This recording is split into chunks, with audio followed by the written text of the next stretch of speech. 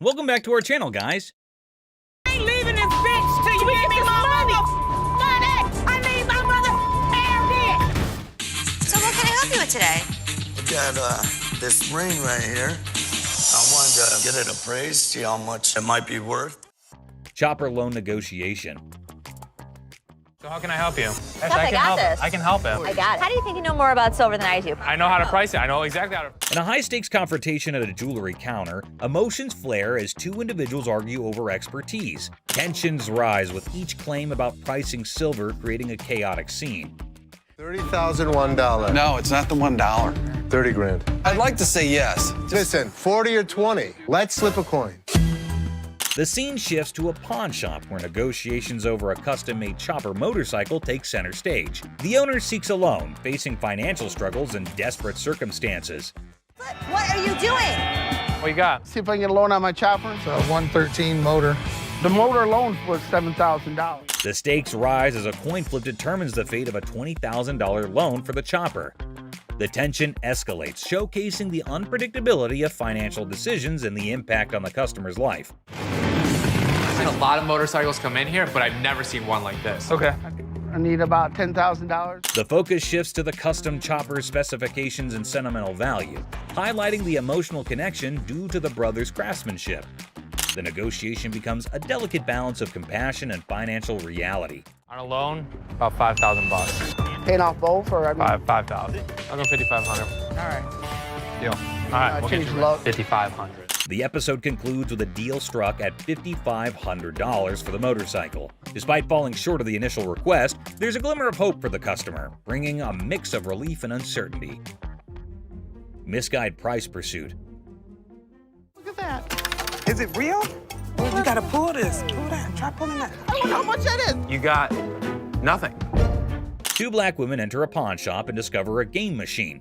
Excitement turns to disappointment as they realize it's for entertainment only, not for winning real prizes. This is a toy. That's a toy. It's a toy. This is here for the girl. I'm the man. Nice. You're not gonna get it. The atmosphere intensifies as the women express their displeasure, demanding a prize from the machine. The situation escalates and the guard steps in to address the misunderstanding. Let's go out. Let's go. Well, just keep walking, man. Keep walking. Don't tell me what's going on. Come on. Y'all out of order. The conflict peaks as the women continue to argue for a manager's intervention. The guard ultimately expels them from the pawn shop, concluding the incident. Bubble hockey. Bubble hockey. Detroit Classic. I'm thinking $2,500. How much did you pay for it 10 years ago? $3,500. A pawn shop encounter unfolds as a customer eyes a bubble hockey game. Negotiations kick off with the customer seeking $2,500, but the pawnbroker questions the value. Under $1,000. Maybe we work out a little game. Winner gets the price. $900 if you win, $500 if I win. Oh, can't do it. The negotiation continues with the pawnbroker proposing a lower price, suggesting a gaming duel to determine the final cost. The customer hesitates, seeking a higher amount. $100 out of this thing. 16 you win, 400 I win.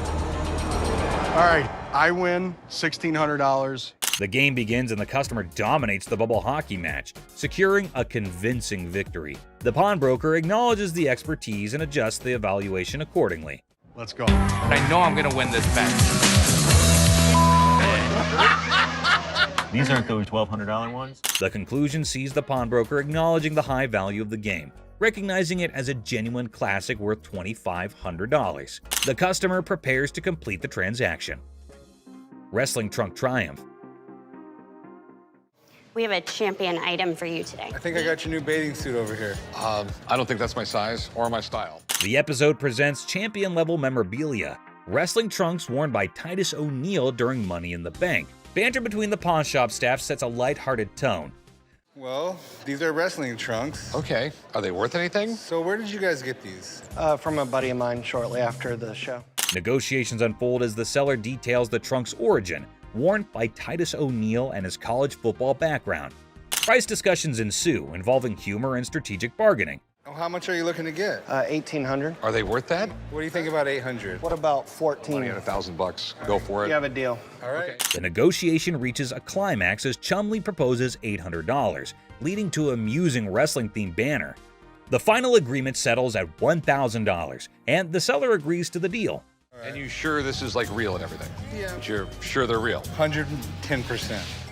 Concerns about authentication arise, with reassurance that the trunks are genuine. Rick, the pawn shop owner, decides to break even on the purchase and seeks dinner in return.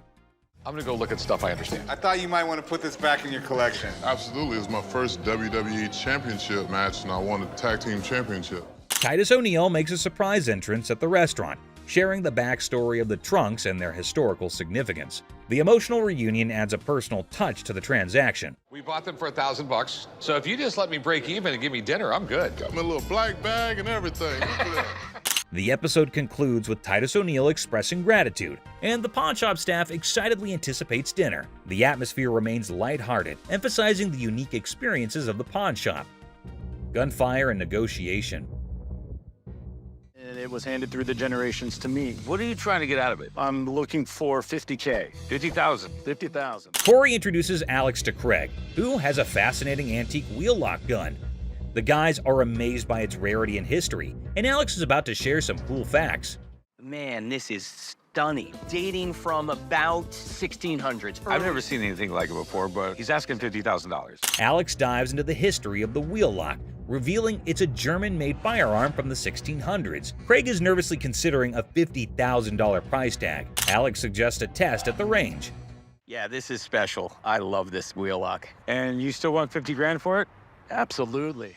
After research, Alex discovers that the gun belonged to a Prince Archbishop's personal guard.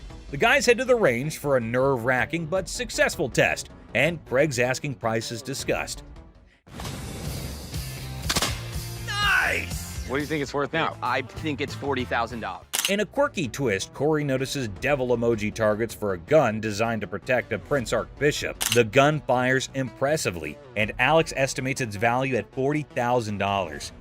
Not as easily as I could do 30. I would go 32.5. We'll lose it over that. We'll do 32.5. The negotiation begins with Corey expressing admiration for the unique gun. After some back and forth, they settle on $32,500, striking a deal for the exceptional Wheellock gun. Churchill letter. A historical dealer brings a Winston Churchill letter to the pawn shop. The seller's writing? Not so great. But hey, it's Churchill, and the drama begins. I have a Winston S. Churchill typed letter signed. Okay. A quirky twist. Churchill wrote to a food writer about a paperweight from Benjamin Disraeli. The pawn shop team dives into the historical circus, paperweights and all.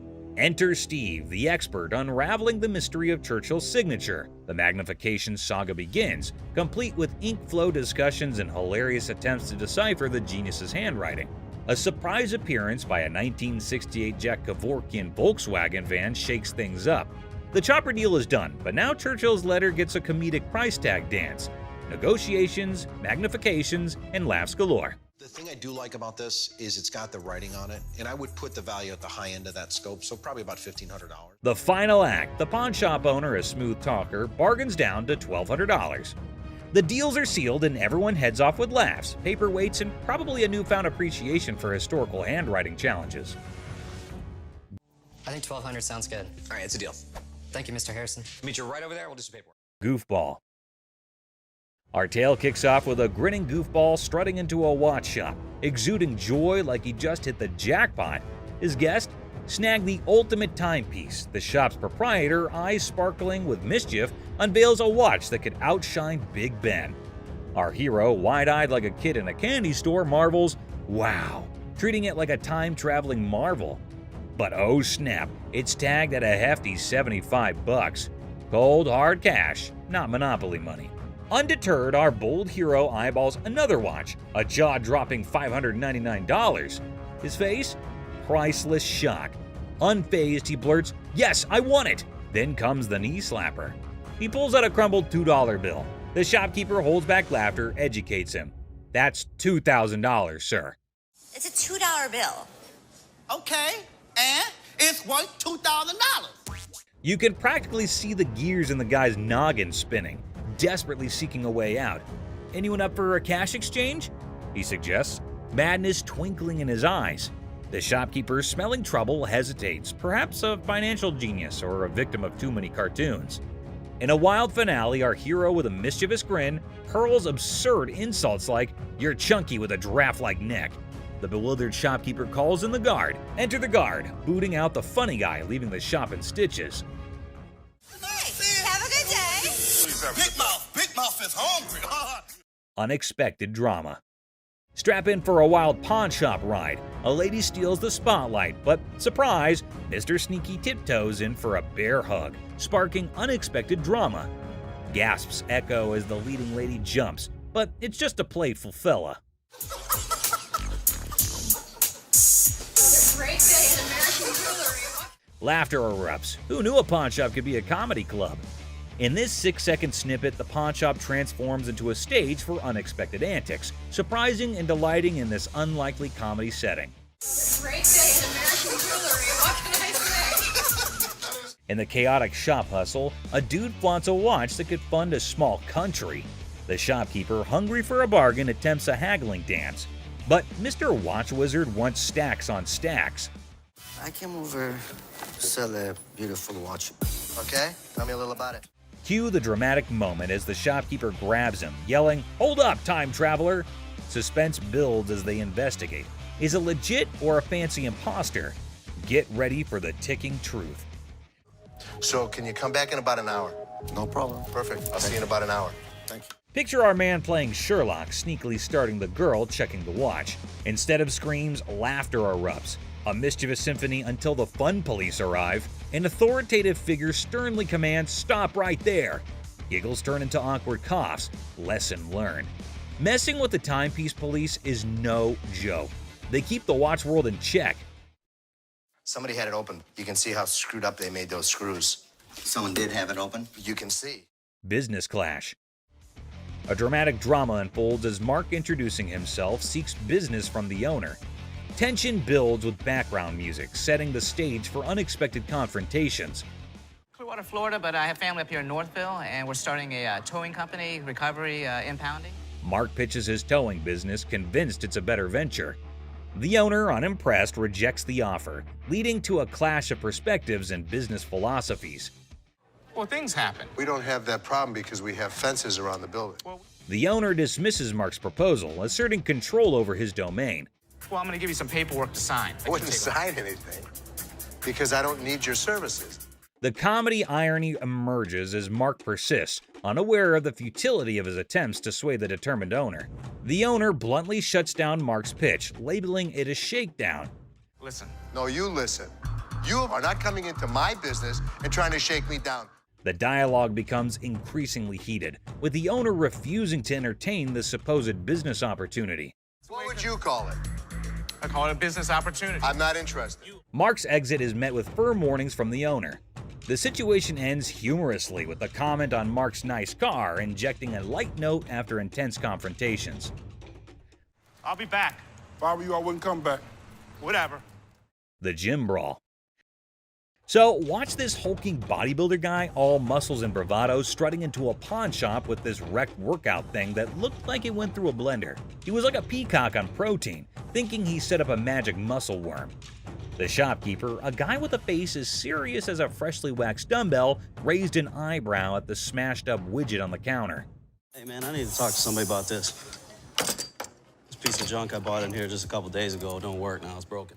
Check out this masterpiece, our bodybuilder buddy declared, pointing dramatically at his broken workout thing. It's so messed up. I swear it's doing reverse squats by itself. The shopkeeper, squinting at the wreckage, deadpanned. Reverse squats, huh? Must be the newest gym craze. This thing obviously couldn't handle what I was doing on it, so 2 days later it don't even work, so. But our muscle hero was not giving up. Leaning over the counter, he claimed, "I want my money back." How about you just get my money, and then we won't have any more problems with this, but I need my money back. This thing's more of a comedy show than a workout. The shopkeeper, trying not to crack a smile, said, "Well, it's a one-of-a-kind piece, guaranteed to break the ice at any gym." Or what? Or what? There's gonna be a problem. How about what that? kind of problem is there going to be? Oh no, that's like a WWE scene. Our bodybuilder flexed his words and shoved the shopkeeper. "Give me my money or I'll turn you into a cardio machine for a month." And just like that, the pawn shop turned into a wrestling ring. Don't touch. Come on, come on, man, let's go. The shopkeeper, unexpectedly nimble, fought back and chaos replaced. It was like two sumo wrestlers battling for the last protein bar. Trying to play hero, two guards materialized out of thin air. They grabbed our bodybuilder and his busted gear, dragging them out. We got you. Bring a few more. All we needed was two. All y'all out. Our muscle dude flailed around, still demanding his refund like a sad, deflated balloon. The pawn shop went back to normal. That's it, my man. Bring a few more. Here's your machine, buddy. The art of negotiation. So let's see this guy walking into a pawn shop, allowing him to be the next big art dealer with a painting put away under his arm. He's giving off major, I'm gonna hit the jackpot vibes. The shopkeeper, with a sneaky grace of a cat burglar, checks out the painting like it's the Mona Lisa 2.0. Our confident guy also spins this wild tale about how the painting formerly belonged to Napoleon's pet goldfish, or some other crazy story. So what you got? I've got a painting from Peter Max. An original painting? Well, I got into a silent auction. The shopkeeper, poker-faced like a pro, goes, intriguing.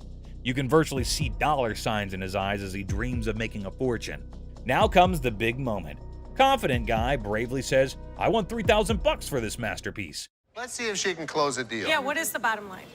3,000. No way. The shopkeeper, still all mysterious and cool, smirks and says, I can do $1,500, or you can hit the road. 1,500 and we got a deal. It's like a Western showdown, but with money instead of guns. It's a take it or leave it situation.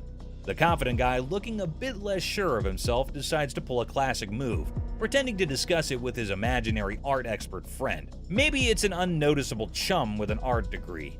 While our hero is deep in discussion with his invisible art critic, the shopkeeper, beaming like a Cheshire cat, decides to up the figure. I know there's a market for it. So $1,500 I think is pretty good. They need to take the money and run. He counts out $1,500, slams it on the counter as if to say, take the cash and run, chum, or say farewell to the deal of a lifetime. 1,500. All right. In the end, the confident guy, now looking further confused than confident, grabs the cash and virtually sprints out of the shop. And that is how a pawn shop turned into a comedy stage, starring Mr. Confident, the mysterious shopkeeper, and an oil with a Napoleon-connected goldfish. Art, my friends, might be priceless, or at least worth $1,500. Peter Max. Seat Showdown comedy. In a strange pawn shop turned into an airplane seat sale, things got wild when a gutsy and unusual woman decided to turn the whole event into a comedy show. Picture her like a sneaky cat strolling over to a chair and ignoring the "Don't Sit" sign as if it were garbage. It was as if your rebellious grandma suddenly took center stage, tossing caution and posters to the wind.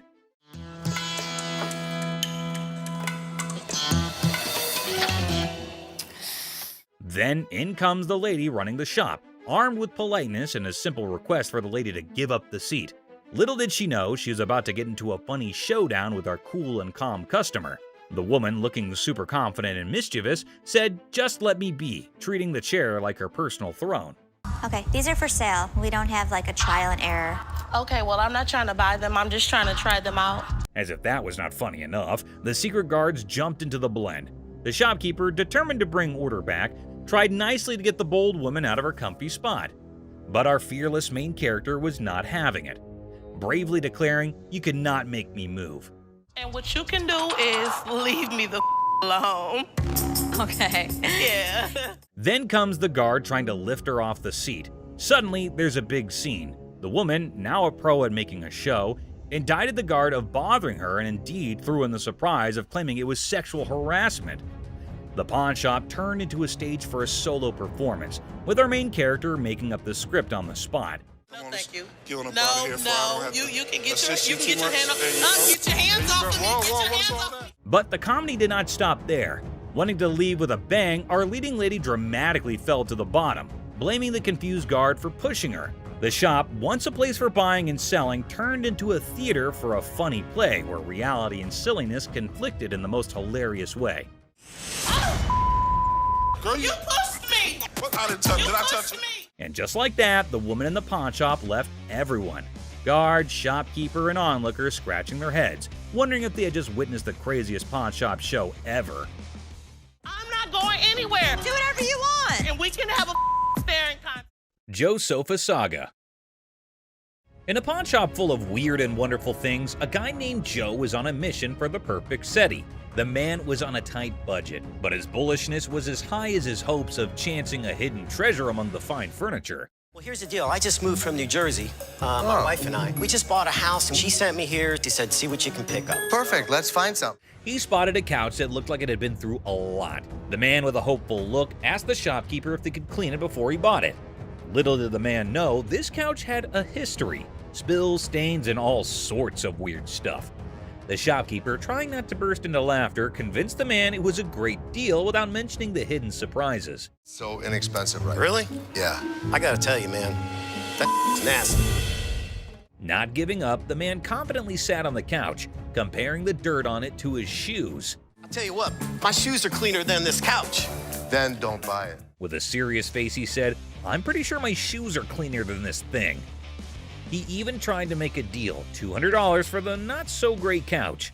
$397.77. Really? Well, I only got $200. It was a deal only Joe could find reasonable in the world of craziness.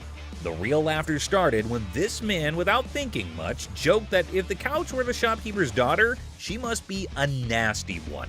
The line between funny and awkward was getting blurry. We had a reupholstered and I gave it to Ashley. Is that right? Yeah. Is that your daughter? That's my daughter. She must be nasty, too. Out of the blue, a guard, called in by the offended shopkeeper, rushed in like a superhero. Joe was lifted off the couch and thrown out of the store, leaving everyone laughing. Yeah. Walk out. Walk out, my man. The pawn shop adventure had ended, but the story of Joe and the not-so-clean couch was sure to be a tale told with giggles and grins for years to come. Yes, sir. I'll go someplace else. That's the dirty D right there, baby. Comic pawn shop confrontation. Okay, a man is coming towards the shop. Wait, what? Is he coming to have something from the pawn shop? The man asking about her daughter means how creepy it is. Hello, I need to pick up some stuff for my daughter. Is it in pawn? Yes, ma'am. Laughter begins. Everyone around is intrigued to know what had happened to this man. Oh, another man entered into the argument. Let's see what would happen. Man accusing the shop owners of stealing. How crazy this man is, constantly accusing them of being thieves. No, I want the stuff. Yeah, but without the ticket, we can't give it to you. The man is constantly infuriating them and sees he has come out the carbon. Who knows what will be the end of this nonsense fight? Oh, they're about to have the piercing argument.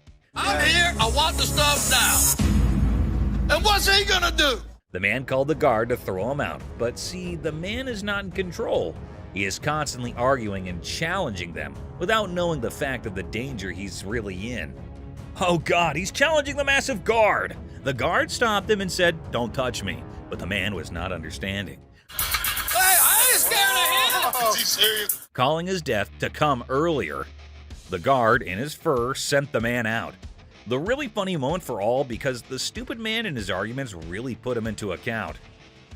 Hey, you can't get... Hey, I want my stuff! I tell you what, big boy! Hey! Battle for Sanity. Well, folks, take a look at the pawn shop's front yard. It's like a bustling highway out there. The crowd has formed a lane longer than my grandma's stories. And guess what?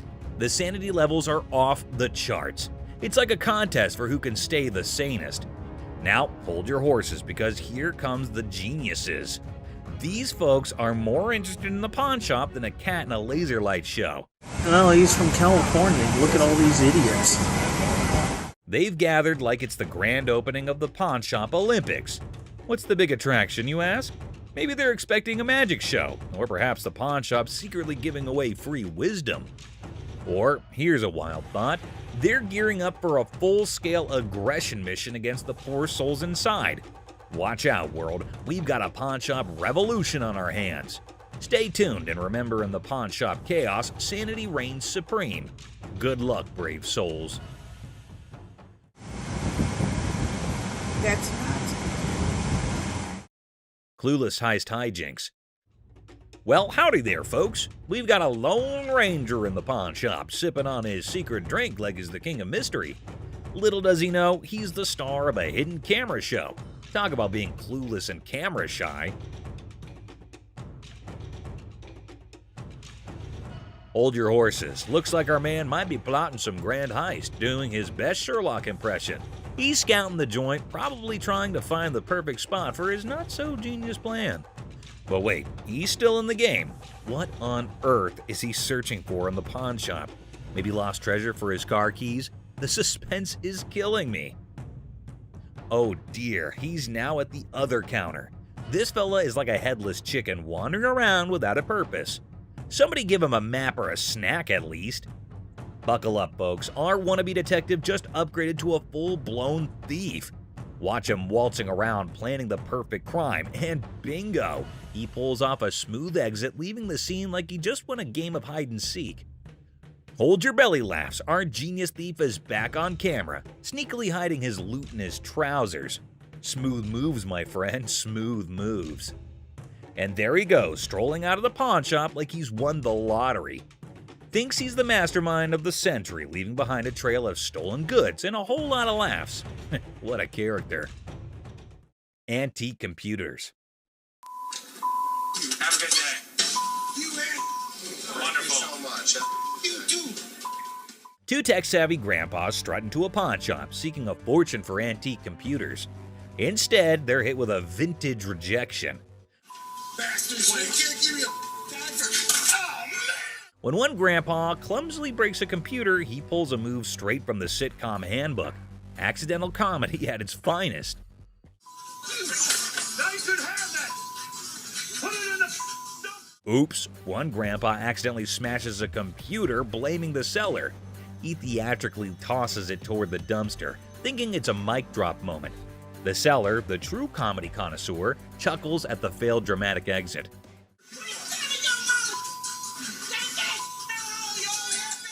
Here comes the queen of sass. A lady emerges roasting the old hillbillies and offering them an A-grade exit.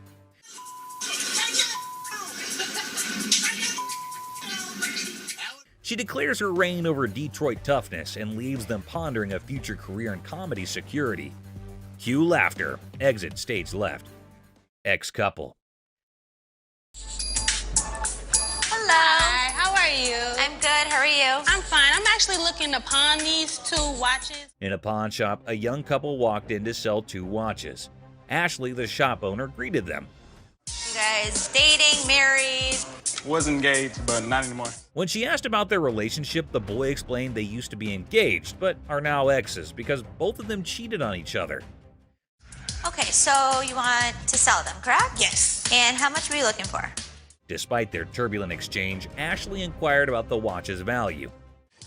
This one I am not interested in because we don't take this brand. You don't take that brand? Ashley noticed the watch's flaws, and when the girl mentioned a particular brand, the boy claimed it was fake. You are more than welcome, to leave that here and we can send it out to get the crystal replaced. As Ashley attempted to facilitate the watch sale, the ex-couple's argument escalated. Oh, what's she talking to? We ain't got all day.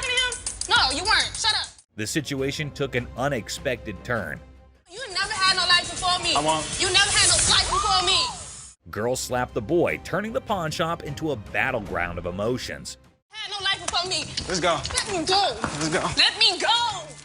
The situation escalated post-slap as the boy, fueled by anger, forcefully dragged the girl outside. I walk outside and the lady comes back for her watches. I wish you luck. Ashley returned the watches to girl by going toward them and wishes them good luck. Shark costume.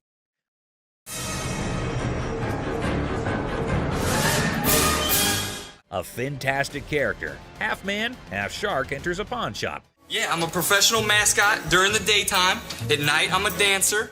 Claiming to be a daytime mascot and a nighttime dance sensation. $800, that's all I want. This guy is so bizarre. Les, skeptical, questions the shark man about his $900 financial request, leaving the room stunned. Don't they have those in Halloween costume stores? Les dismisses an awesome shark costume as a Halloween costume, but Rick takes it on, turning the pawn shop into a makeshift underwater comedy club, despite Ashley's rejects due to an unpleasant odor. See? It works. $800. Les, a pawn shop owner, is captivated by a customer who demands $800. You're missing a speeder. Oh my God. But when he reveals his naked self, Les's jaw drops. Hey, where's Ashley going with the naked guy?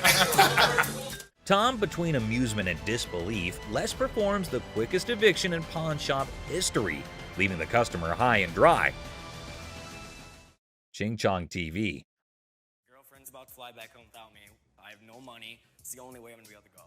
Right. I want $200 for it. 200 for that? A hat-wearing kid strolls into a pawn shop, hoping to score $200 for his TV.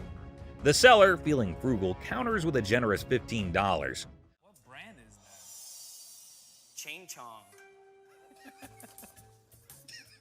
The boy, trying to lighten the mood, drops a Ching Chong brand joke, turning a place into a comedy club for skeptical sellers. 200 for that?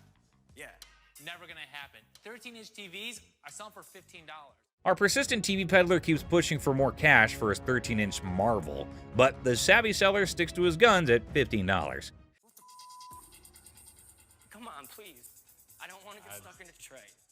The boy, desperate to impress his TV-loving girlfriend, gets sadder than a clown without his makeup. Girlfriend's about to fly back home without me. I have no money. It's the only way I'm gonna be able to go. Right. I want $200 for it. 200 for that? The seller, unamused, directs him out, ensuring love won't cost him more than $15 today.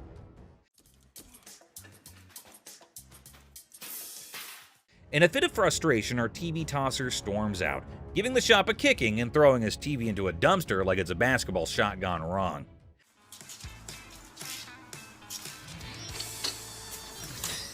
The seller, shaken but not stirred, mutters, "Idiot," and commands him to exit. You're gonna make me leave? Pretty much. Get the f out of here. Get off my property. Asserting his control over the TV-tossing theatrics. It's a dumpster-diving comedy masterpiece in 3 acts. Brain, Not Braun. I got a loan on my wife's ring. Yeah? And when I first started coming here, I got a VIP card. I got more on the loan.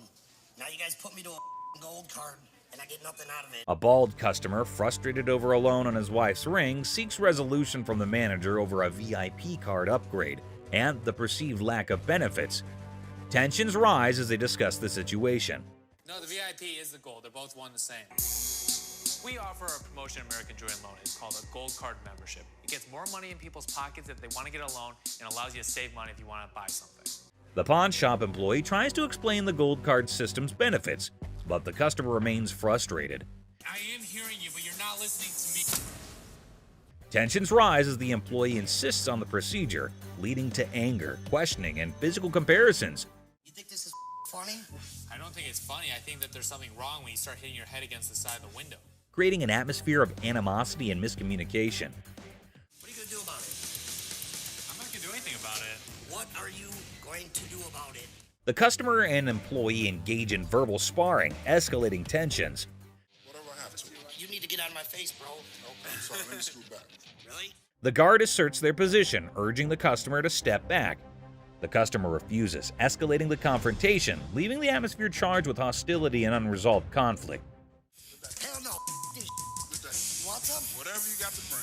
Come on. The customer's unwelcome invitation intensifies, leading to an unresolved atmosphere. That's what I thought. The customer's confrontational tone suggests a potential fight, escalating tension and the possibility of a physical altercation. Volkswagen van. Good. I'm Les. John.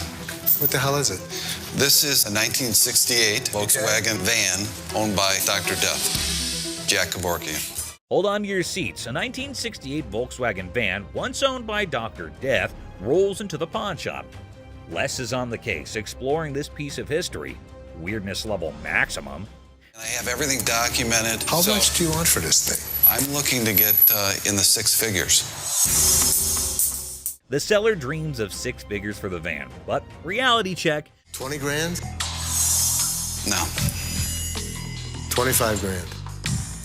Negotiations go from 20 grand to a wild coin flip for 30 grand. Les, you mad genius. Oh my God, my dad's gonna leave everything a chance on a $20,000 coin flip? What are you doing? Seth and Ashley can't believe Les's coin flip antics. he's risking 20 grand just for a chance at 30 grand. The drama unfolds like a high-stakes comedy.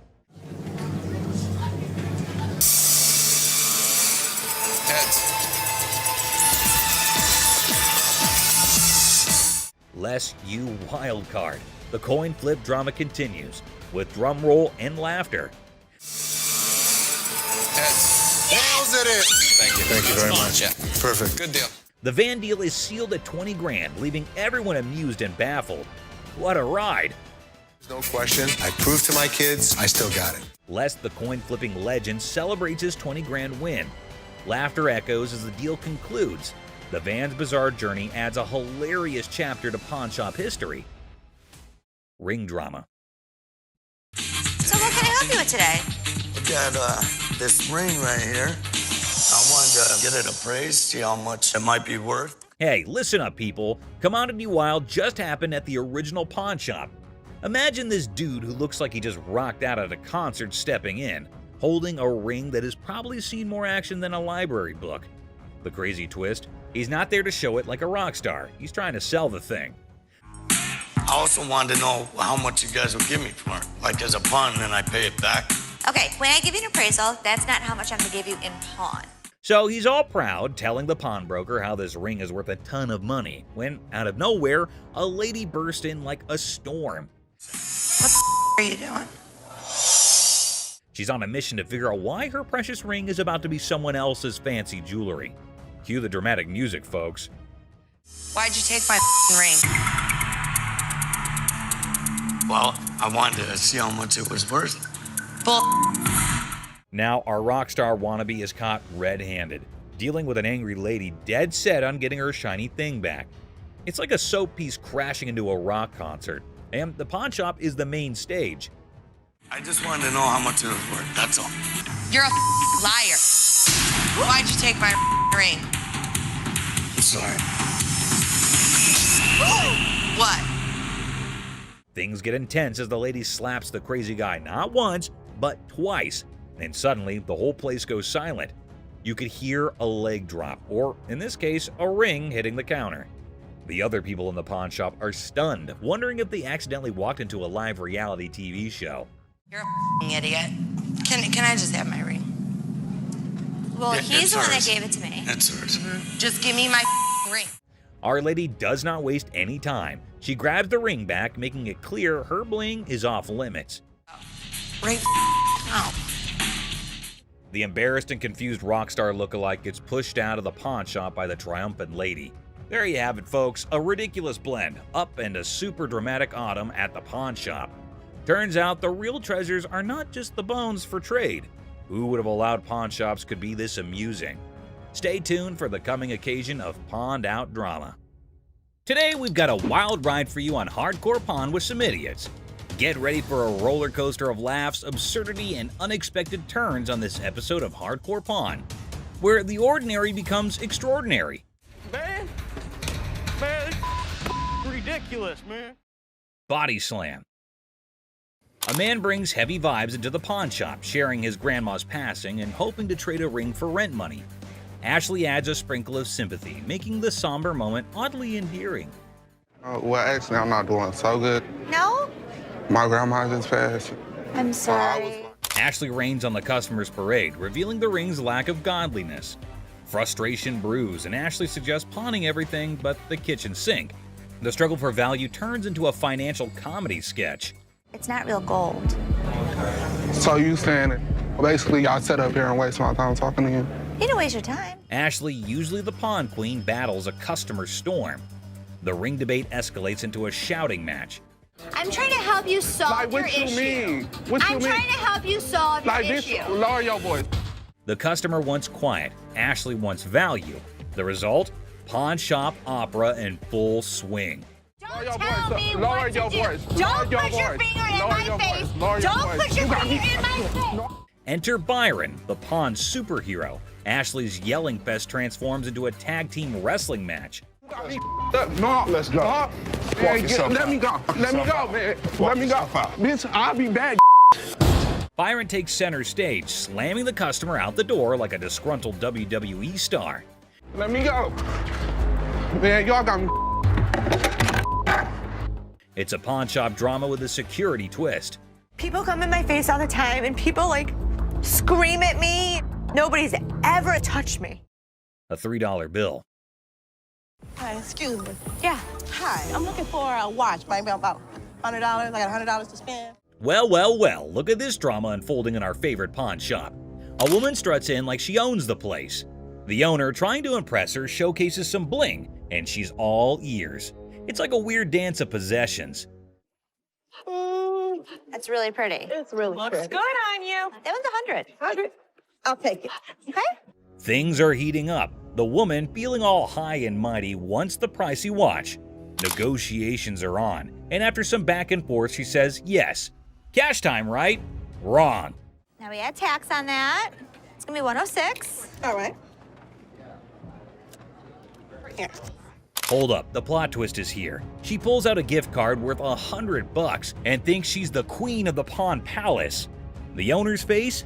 Priceless. She's like, lady, are you serious? These are not our gift cards. What would you call it? It These says are- preferred customer. No snap. The owner ain't buying it. He accuses the gift card of being faker than a $3 bill. Trauma alert. The woman's in denial, insisting it's legit. This is better than a soap opera. Apply $100 on it. That is not our gift card. And now, ladies and gentlemen, we've got a full-blown showdown. The owner versus the woman. It's like a bad reality show. She's trying to swipe that card. He's not having it. Cue the verbal fireworks. Okay, I'm not about to lose, Hold on all one right? second. Let me explain this I'm to her. not about to lose. I want the watch. Turn around and swipe. The tension is thick, and so is the irony. The woman's yelling, the owner's smirking. It's like a comedy sketch gone wrong. This fight is going in circles, and I'm here for it. You the ugliest two sisters I've ever seen in my life. Finally, someone with common sense. The owner kicks her out like he's escorting a misbehaving guest from a party. She's asking for directions like she's lost. Well, she kind of is, lost in her own questionable choices. I'm gonna get my money. Hey, Byron, show her where the money's at. My money. He's gonna show you where the money's at. As she's thrown out, she's hollering about fraud and wanting her money back. Lady, you tried to pull a fast one, and now you're left with nothing but echoes of your failed scam. Better luck next time, or not.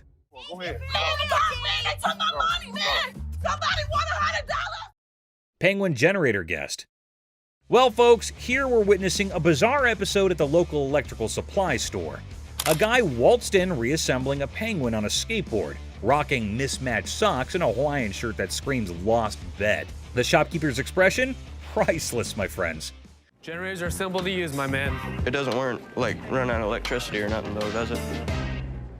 Hold on to your hats. Our penguin skater is on a mission for a generator because his house is in the dark. And get this. You want to generate electricity, yeah, right? That's what a generator does.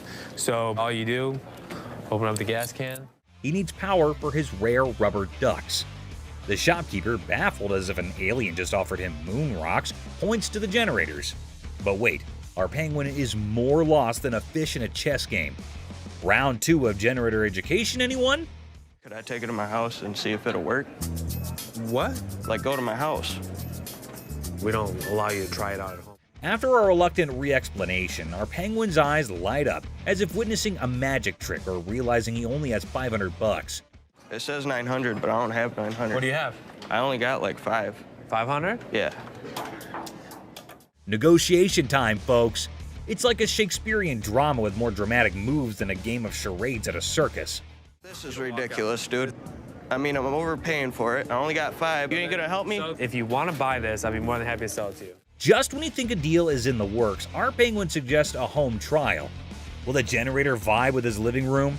Shopkeeper's not having it, thinking he's in a reality TV prank. You want to buy it or not? I want to borrow it at least. Borrow it? What the f work? Give me $700. You can borrow it indefinitely. Cue the chaos. Security guards swoop in, dragging our penguin out like a grumpy rock star exiting the stage. Oh, you want to bet? Excuse me. Have a good day, sir. Hell no. No. Have a good day, sir. No. And there he goes, leaving the bewildered shopkeeper questioning the sanity of humanity. Who knew buying a generator could be this wild? Man, I ain't never come back to this Promise? ass store. Promise? Yeah, I promise. You Thank promise? you. Gun desk. Today at the pawn shop, a lady brought in a mysterious desk that moonlights as a gun desk. A desk with a concealed firearm. She's clueless about its value, but is selling it like a quirky antiquity. If danger strikes, just push the button and file your stress away. Where in the world did you get this? I got it in an estate sale. I was just looking for a nice little desk to put a guest book on. Apparently, the lady got this gun desk from an estate sale, thinking it was just a cute desk for a guest book. The seller's reaction? He's seen hidden guns in everything. Swords, canes, cameras, but a gun-disguised desk? It's like 007's DIY project gone wrong. You're really not going to stop anybody if you shoot them in the thigh with a small .22 like that. Well, it's not even a regular .22, it's a .22 short or something it looks like. The pawnshop seller, baffled by the antique gun desk, insists on a buddy inspection to verify its age. The buyer, eager for the coolest desk ever, is like, "Where's the gun, though?" Antique furniture shopping meets gun control comedy. This thing is a gun. You press there's the trigger. That falls down, hits the hammer. The bullet flies out this way. The second seller is utterly perplexed by the gun desk, questioning its practicality. He's pondering who would buy a tiny desk with a hidden firearm. Meanwhile, the buyer's probably thinking, well, it's the perfect desk for a high-stakes game of hide-and-seek. The other thing is, I don't know how old this thing is. The seller delves into firearm logistics, explaining the pre-1898 loophole and the concealed weapon twist. Meanwhile, the buyer's probably regretting not majoring in antique desk forensics. Okay, it's one to have a gun, but now you have a concealed weapon because it's a hidden gun. Have you had it apart? Yes. The seller navigates the murky waters of antique gun regulations. The buyer, eager for a legal loophole, contemplates turning the gun desk into a non-threatening relic. Antique fire drama at its finest. Thanks for bringing it in. Oh, you're welcome. I really wish I could have bought this because the odds of another gun desk coming in here are slim to none. Super Bowl ring. Walked into the pawn shop like a Super Bowl champ flaunting a ring fit for the football gods. The seller's dreaming of a touchdown deal at $22,000. But he's ready to settle for $19,500 because even champions negotiate in the end zone. I'm looking to get anywhere from like $22,000 to $21,000 for the ring, but if $19,500 was to hit it, I'd take it. The seller got the ring from a forgetful wide receiver deal. It's from Super Bowl 39, and despite the shop owner's dislike for the Patriots, he acknowledges their success. An issue with the ring's mark is noted. If this Super Bowl ring is the real McCoy, it's worth tens of thousands of dollars. But a hand-engraved manufacturer's mark just doesn't seem right to me. The pawnshop worker, with a quirky habit of hoarding Super Bowl rings, scrutinizes the suspect engraving on the Patriots ring. The seller's mid-20s price tag meets skepticism as the shop owner delays, realizing this ring's authenticity quest might need more detective work than expected. I'm gonna have to get somebody in here because it just doesn't look right. I want to do a little bit more research, so we'll get this thing figured out. The seller's nervous about the big bucks, defending the ring's authenticity with player credibility. The pawnshop worker, still skeptical, calls in an expert, and in walks Jeremy, the ring detective, ready for some bling investigation. Now, rings that are given to players are far more valuable than if they're given to a front office staff member or something. The expert, dropping knowledge on the 04 Patriots ring, relishes Eagles' losses. He educates on the ring's bling, emphasizing player rings' value, and highlights the counterfeit struggle. The pawnshop now has a sports memorabilia professor. Usually you would see that not only in a different location, but it looks to be actually hand engraved rather than actually out of the machine. The expert dissects the Jostens mystery, noting hand engraving and unique features. Despite the unconventional markings, he vouches for the ring's legitimacy. The 04 Patriots bling gets a 100% authenticity seal, and the pawnshop rejoices in a victory for sports memorabilia truth. They actually had to have somebody laser engrave each and every ring. So this ring is 100% legit, and it's pretty awesome. Sweet. The appraisal moment arrives, and the expert places the 04 Patriots ring in the high demand category, estimating it between $30,000 to $35,000. Super Bowl rings from players such as this sell from about $30,000 to $35,000. Nice, nice. The seller, aware of economic woes, starts at $22,000. But the pawnshop owner, considering the long wait, bargains at $18,000. Negotiations roll with a counteroffer of $21,000, reminding the seller you don't have anything like this in your showcase. The ring dance continues. I go 21. You don't have anything like this in your showcases. I know you have a Patriots ring, but you don't have that Patriots ring. After intense haggling, the 04 Patriots ring lands in the pawnshop owner's possession for $20,000 cash. Family banter erupts over the new addition, turning it into a $20,000 paperweight threat. The ring battlefield unfolds. I'll give you 20 grand. Pass. 20 grand. Cash. $100 bills. Just because I need a Super Bowl ring for every one of my fingers. Deal. Deal. All right. German spy camera. At the start, the speaker enters a pawn shop and introduces the item, a 1950s German spy camera reminiscent of something out of Inspector Gadget. The brief mention of Inspector Gadget adds a touch of intrigue and playfulness to the scene. So how's it work? You adjust these little dials here depending on what you're trying to take your photo of. The focus shifts to the camera itself, identified as a Minox 3. The speaker highlights its compact size, likening to a cigarette lighter. If you give a 10-year-old a camera and say it's not just a camera, it's a spy camera, it probably got you out of your parents' hair for a couple hours a day. Oh, yeah. The customer expresses the purpose of their visit to sell the 1950s Minox 3 spy camera. The stated price expectation is around $150, indicating the perceived value of the vintage device. With all this on there, it makes it completely illegal for me to have anything to do with it. Clown prints. In a small pawn shop on the corner of Chuckles Street and Guffaw Avenue, things got really funny one day. The shopkeeper, who was used to weird stuff, tried hard not to laugh as the man approached, sporting a rainbow wig that seemed to stay on by magic. I need to sell this earring because my little red Corvette broke down. Oh, no kidding. Absolutely. Wow. The man, looking mischievous, whipped out a fancy earring from his pocket and showed it off with a big dramatic gesture. The shopkeeper, holding back a laugh, checked out the earring like it was some royal treasure. You know who I am, right? No. Who are you? You don't know who I am.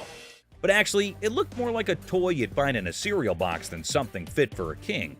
Ignoring the fact that the earring was probably fake, the guy started dancing like he was the star of his own circus. He even gave himself a royal title, calling himself Prince. The shopkeeper, now thoroughly entertained, clapped along as the guy did his goofy dance and passed down from his clown ancestors. The shopkeeper played along, giving praise to this pretend royal jewel, while secretly thinking he would make a great prop in a comedy act. The shopkeeper and his assistant struggled to hold in their laughter, tears rolling down their faces as the wacky prince danced out the floor, leaving behind a funny feeling that stuck around even after the rainbow wig was out of sight. Boss's TV Fiasco.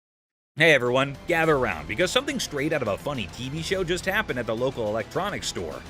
Imagine this. The big boss barges in like a storm on way too much coffee. Didn't I tell you guys to restock the TV shelf? Didn't you see I was just with a crazy customer? Yelling about wanting to grab some TVs. I mean, who does not suddenly crave a TV spree, right? Now, the poor workers are stuck between a rock and a high-tech place and cannot take the boss seriously. I mean, who could? It's like the boss watched too many action movies and thought today was the day to be an action hero with innocent flat screens. I gave you a job to do and you didn't do it? Dad, you told us we were like little kids. How does a baby know how to do inventory? But stay, there's a twist. The main character, the boss, realizes things are serious and decides he needs backup. So, what does he do? Grabs his assistant like they're partners in a buddy cop movie. Hey, you know what? The hell with it. I'm gonna do it myself. Bobby J, do me a favor. We need to go pull some TVs. To help with this crazy TV mission. Because obviously snagging TVs is a job for a dynamic brace. Ash, Seth, right now. Right now. What? Right now. Let's just win down. What? Let's win down. But wait, there's more sitcom gold. Out of nowhere, another assistant rushes over to the boss's kids looking really upset. Why? Just win down. What? Let's win down. Dad, you all right? Well, turns out the master is now on the floor. Yep, the guy who was on a TV conquest is now chilling on the cold floor of the electronics aisle. Well, we have an emergency here. What happened? Did he say something hurt? No, he didn't say anything. We were pulling TVs. They call emergency services because apparently this is not just a shopping spree. It's a full-blown crisis.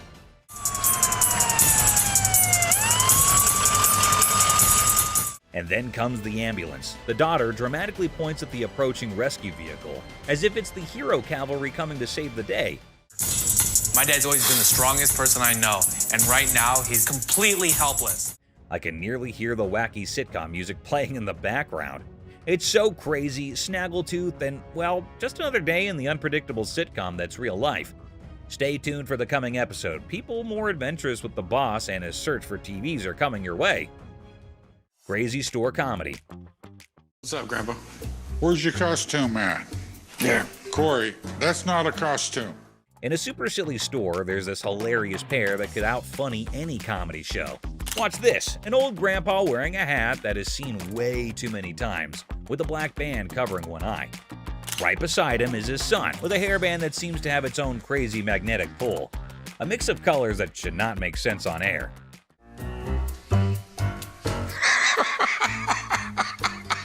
What? So, a regular customer walks in thinking they're just here for a normal shopping trip. Little did they know, a comedy explosion was about to happen. The first person they notice is the son, and they burst into laughter. "What on earth are you trying to be?" they ask, still giggling from the unexpected fun. What are you supposed to be? It's obvious I'm Justin Bieber, America's heartthrob. With a serious face, the son proudly says, "I'm claiming to be Justin Bieber, the American singing sensation." The secret? It's all in the hair. The customer laughs even more, realizing these two are a riot. Roy Rogers?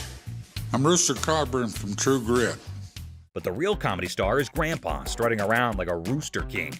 Feathery hat, confident crowing, he is turning heads. The customer, almost out of breath from laughing, asks, "What is your grandpa pretending to be?" Slightly holding back laughter, the son answers, "He is the legendary Rooster Kern. Shows up once in a lifetime to make people laugh." Yourself.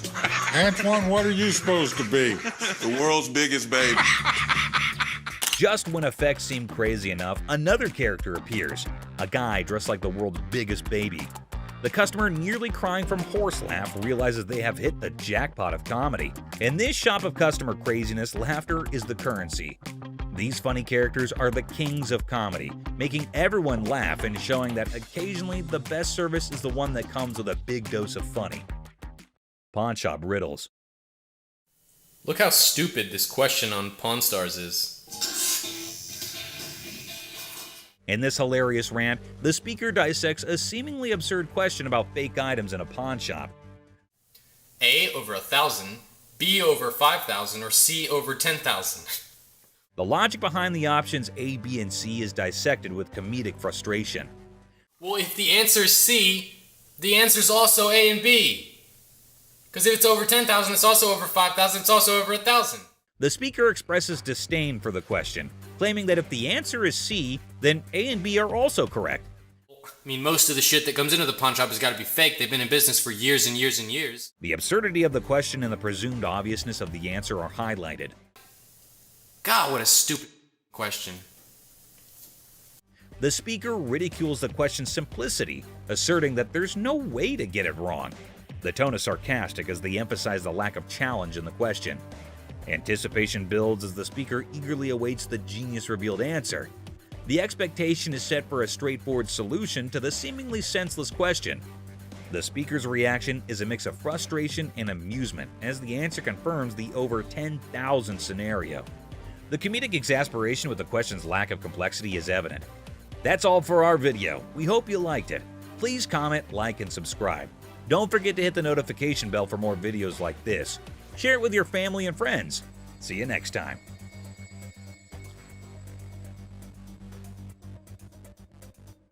I mean, most of the shit that comes into the pawn shop has got to be fake. They've been in business for years and years and years. God, what a stupid question. Today we've got Seth bringing in something that's blowing everyone's mind. And boy is he in for a shock.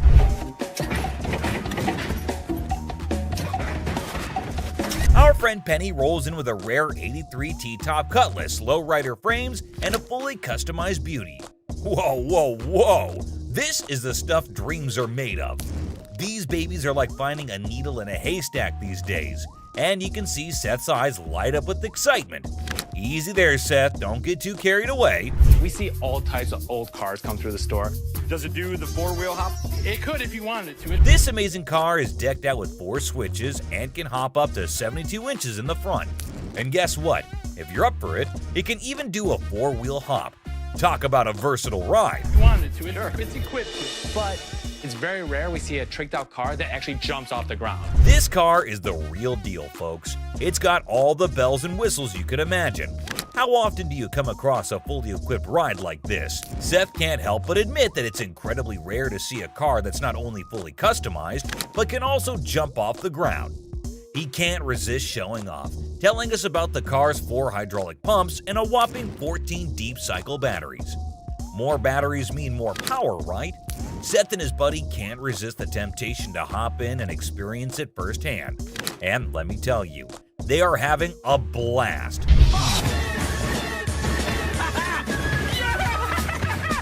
Now, Seth really wants this car, but he wants it at the right price. Penny, on the other hand, is hoping to fetch $12,000 for it. Will Seth bite the bullet and make the deal? Well, here's the twist. How about $4,000? Seth is only willing to dish out $4,000 for it. Whoa, talk about a huge drop. You can see the disappointment on Penny's face. He explains that he spent $4,000 just on the paint job alone. After some negotiation, Penny agrees to settle for $10,000. But Seth tries to push it further, offering $7,000. You know he wants it. It's very rare we see a tricked out car that actually jumps off the... Penny, being the wise guy he is, doesn't take the deal. In the end, they part ways on good terms. Well, folks, let's hope Penny finds another buyer who's willing to meet his price for this fully customized car. It's always a thrill to see unique items like this in the pawn shop. And who knows what will come through those doors next. Stay tuned for more pawn shop adventures. But here comes another gem-filled day at Les's pawn shop. It's a waste of time, Dad. You'll see. We have a woman who's brought in some stones she discovered at her late grandmother's house. Her goal? To gather enough cash to cover her dear grandma's funeral expenses. Poor thing, she's not quite sure about the value of these stones and is expecting to receive a modest sum for them. Younger. How much did you want for these?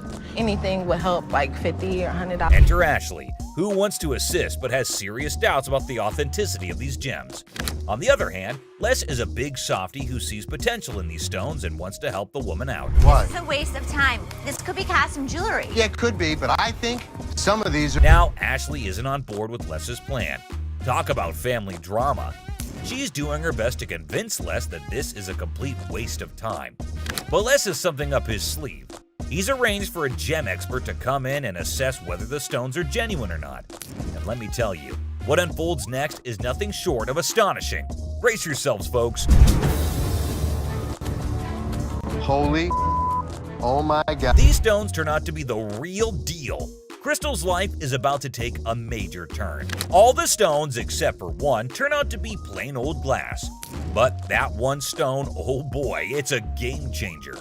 It's a rare Burmese ruby worth a whopping $10,000. Les's hunch was spot on, and boy does it pay off. So we'll be able to give you $10,000. Crystal can hardly believe her luck. She's ecstatic and still pinching herself to make sure it's real. And you know what? Les deserves a round of applause for his intuition and faith in those stones. Well done, Les. It just goes to show that sometimes you can stumble upon hidden treasures in the most unexpected places. Crystal's journey from uncertainty to a life-changing discovery is a testament to the unpredictable nature of the pawnshop world. Who knows what other surprises await us in the future? Stay tuned, folks, because the adventure at Les's pawn shop is far from over. Hold on to your seats because this next guy is about to unleash some of the rarest goodies on the market. 5, 6. Brace yourselves, space geeks, because this is gonna blow your mind. So this guy rolls up with a bunch of crates, and let me tell you, the anticipation is real. Got a couple things. I have some Star Trek things, and I also have things from NASA. He's got some seriously cool stuff from the Star Trek universe, and even NASA. I mean, come on, that's pretty awesome. It's clear that this dude is a space enthusiast through and through, and his collection is off the charts. Honestly, it's a total flex. Like seriously, you gotta take a look at this thing. This is all the kind of stuff that you're into. Now, here's the kicker. Ashley confesses that she and her brother aren't exactly die-hard Star Trek fans. But guess what? Every time they get anything Star Trek related in their shop, it flies off the shelves. I'm not a Trekkie girl, my brother's not a Trekkie guy, but when we get Star Trek stuff in here, it flies off. Talk about a lucky break, huh? This guy managed to gather all these valuable items from various Star Trek conventions across the country, thanks to his gig as a truck driver. Talk about dedication to the cause. But wait, it gets even better. He pulls out this kit from Paramount Studios, which is a seriously impressive piece in his collection. To give to radio station to run ads for the show. It's an authentic set that was sent to a TV executive when Deep Space Nine first hit the screens. Now that's some next level stuff right there. You can't help but appreciate the sheer coolness of it all. Here's the catch though. All this awesomeness comes at a price, and Seth, our shop owner, is taken aback by the asking price. This was $1,000? Yes. Wow. $1,000? Yes. Why? Why is that so Because much it's money? custom built and it all lights up and works. The guy wants a whopping $1,200 for everything, unless ever the savvy negotiator tries to bring it down to $700. It seems like a stalemate, but fear not, because Ashley steps in with her clever thinking. After some intense back and forth, Ashley manages to strike a deal. $7,800. She works her magic and secures all these incredible items for just $800. Can you believe it? Talk about a happy ending. Everyone walks away satisfied. The customer gets a fair price, and our shop owners have some killer new additions to their inventory. Who knew that a truck driver with a passion for Star Trek could bring so much excitement to our little shop? It just goes to show you never know what surprises are waiting around the corner. I kid you not. This next guy just pulled up with a true gem. Checker taxi cab. I don't know about the original miles. Meter still. Can you even fathom it? It's none other than a 1982 checkered cab. Whoa, now that's what I call antique. Take a gander at this beauty. It's in remarkable condition. It's evident that the owner showered this car with lots of love and care. Kudos to him. Did you call for a cab? Did you call for a cab? Now, hold on to your hats because there's more to this story. Our daring duo, Les and Seth, decided to peek under the hood. Lo and behold, their jaws dropped. Look at that thing purr. Don't you lose money because you get there quicker? And it all goes... The engine looks splendid, almost brand new. How cool is that? But wait, there's a fascinating tidbit about this cab. Back in the day, they used to write the rates right on the taxi door itself. Talk about genius. This way, the rates were fixed, making it easier to attract customers. It's a shame we don't see this kind of thoughtful detail nowadays. The door. Did you see the rates on the door? Yeah, I did. The shut up one is one I like. And guess what? This car enthusiast doesn't just have one of these incredible cabs, but a whopping total of 4. 4, my friends! And out of all his prized possessions, he decided to part ways with one and sell it to this very pawn shop. As long as the price is right and it's in good condition, we can make a profit. Boy, oh boy, Les and Seth should count their lucky stars. Now brace yourselves for the asking price. This customer is seeking a jaw-dropping $10,000. Can you believe it? Les, being the inquisitive one, questions the reason behind such a hefty sum for what seems to be a mere antique car. Sensibly, Seth suggests that the customer take the car for a spin, just to ensure everything is running smoothly. Perhaps then they'll be able to negotiate a fair price. Good thinking, Seth.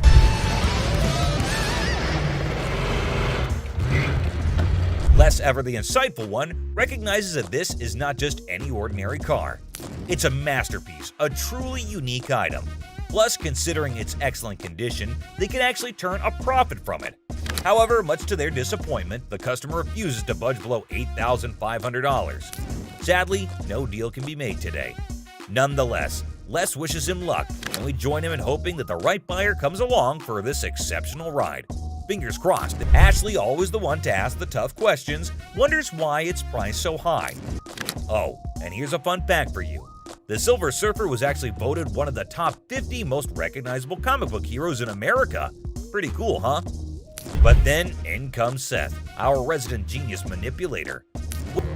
It's clear that he's holding out for a higher price. Hey, sometimes you gotta stick to your guns. Well, after giving it some serious thought, the customer ultimately smooth sailing from here on out. And that concludes our thrilling journey through 5 super rare illegal items on Hardcore Pawn. This guy, I kid you not, strolls in without a single thing in his hands. The suspense is killing me. What on earth could he be after? Brace yourselves, because this one's about to blow your mind.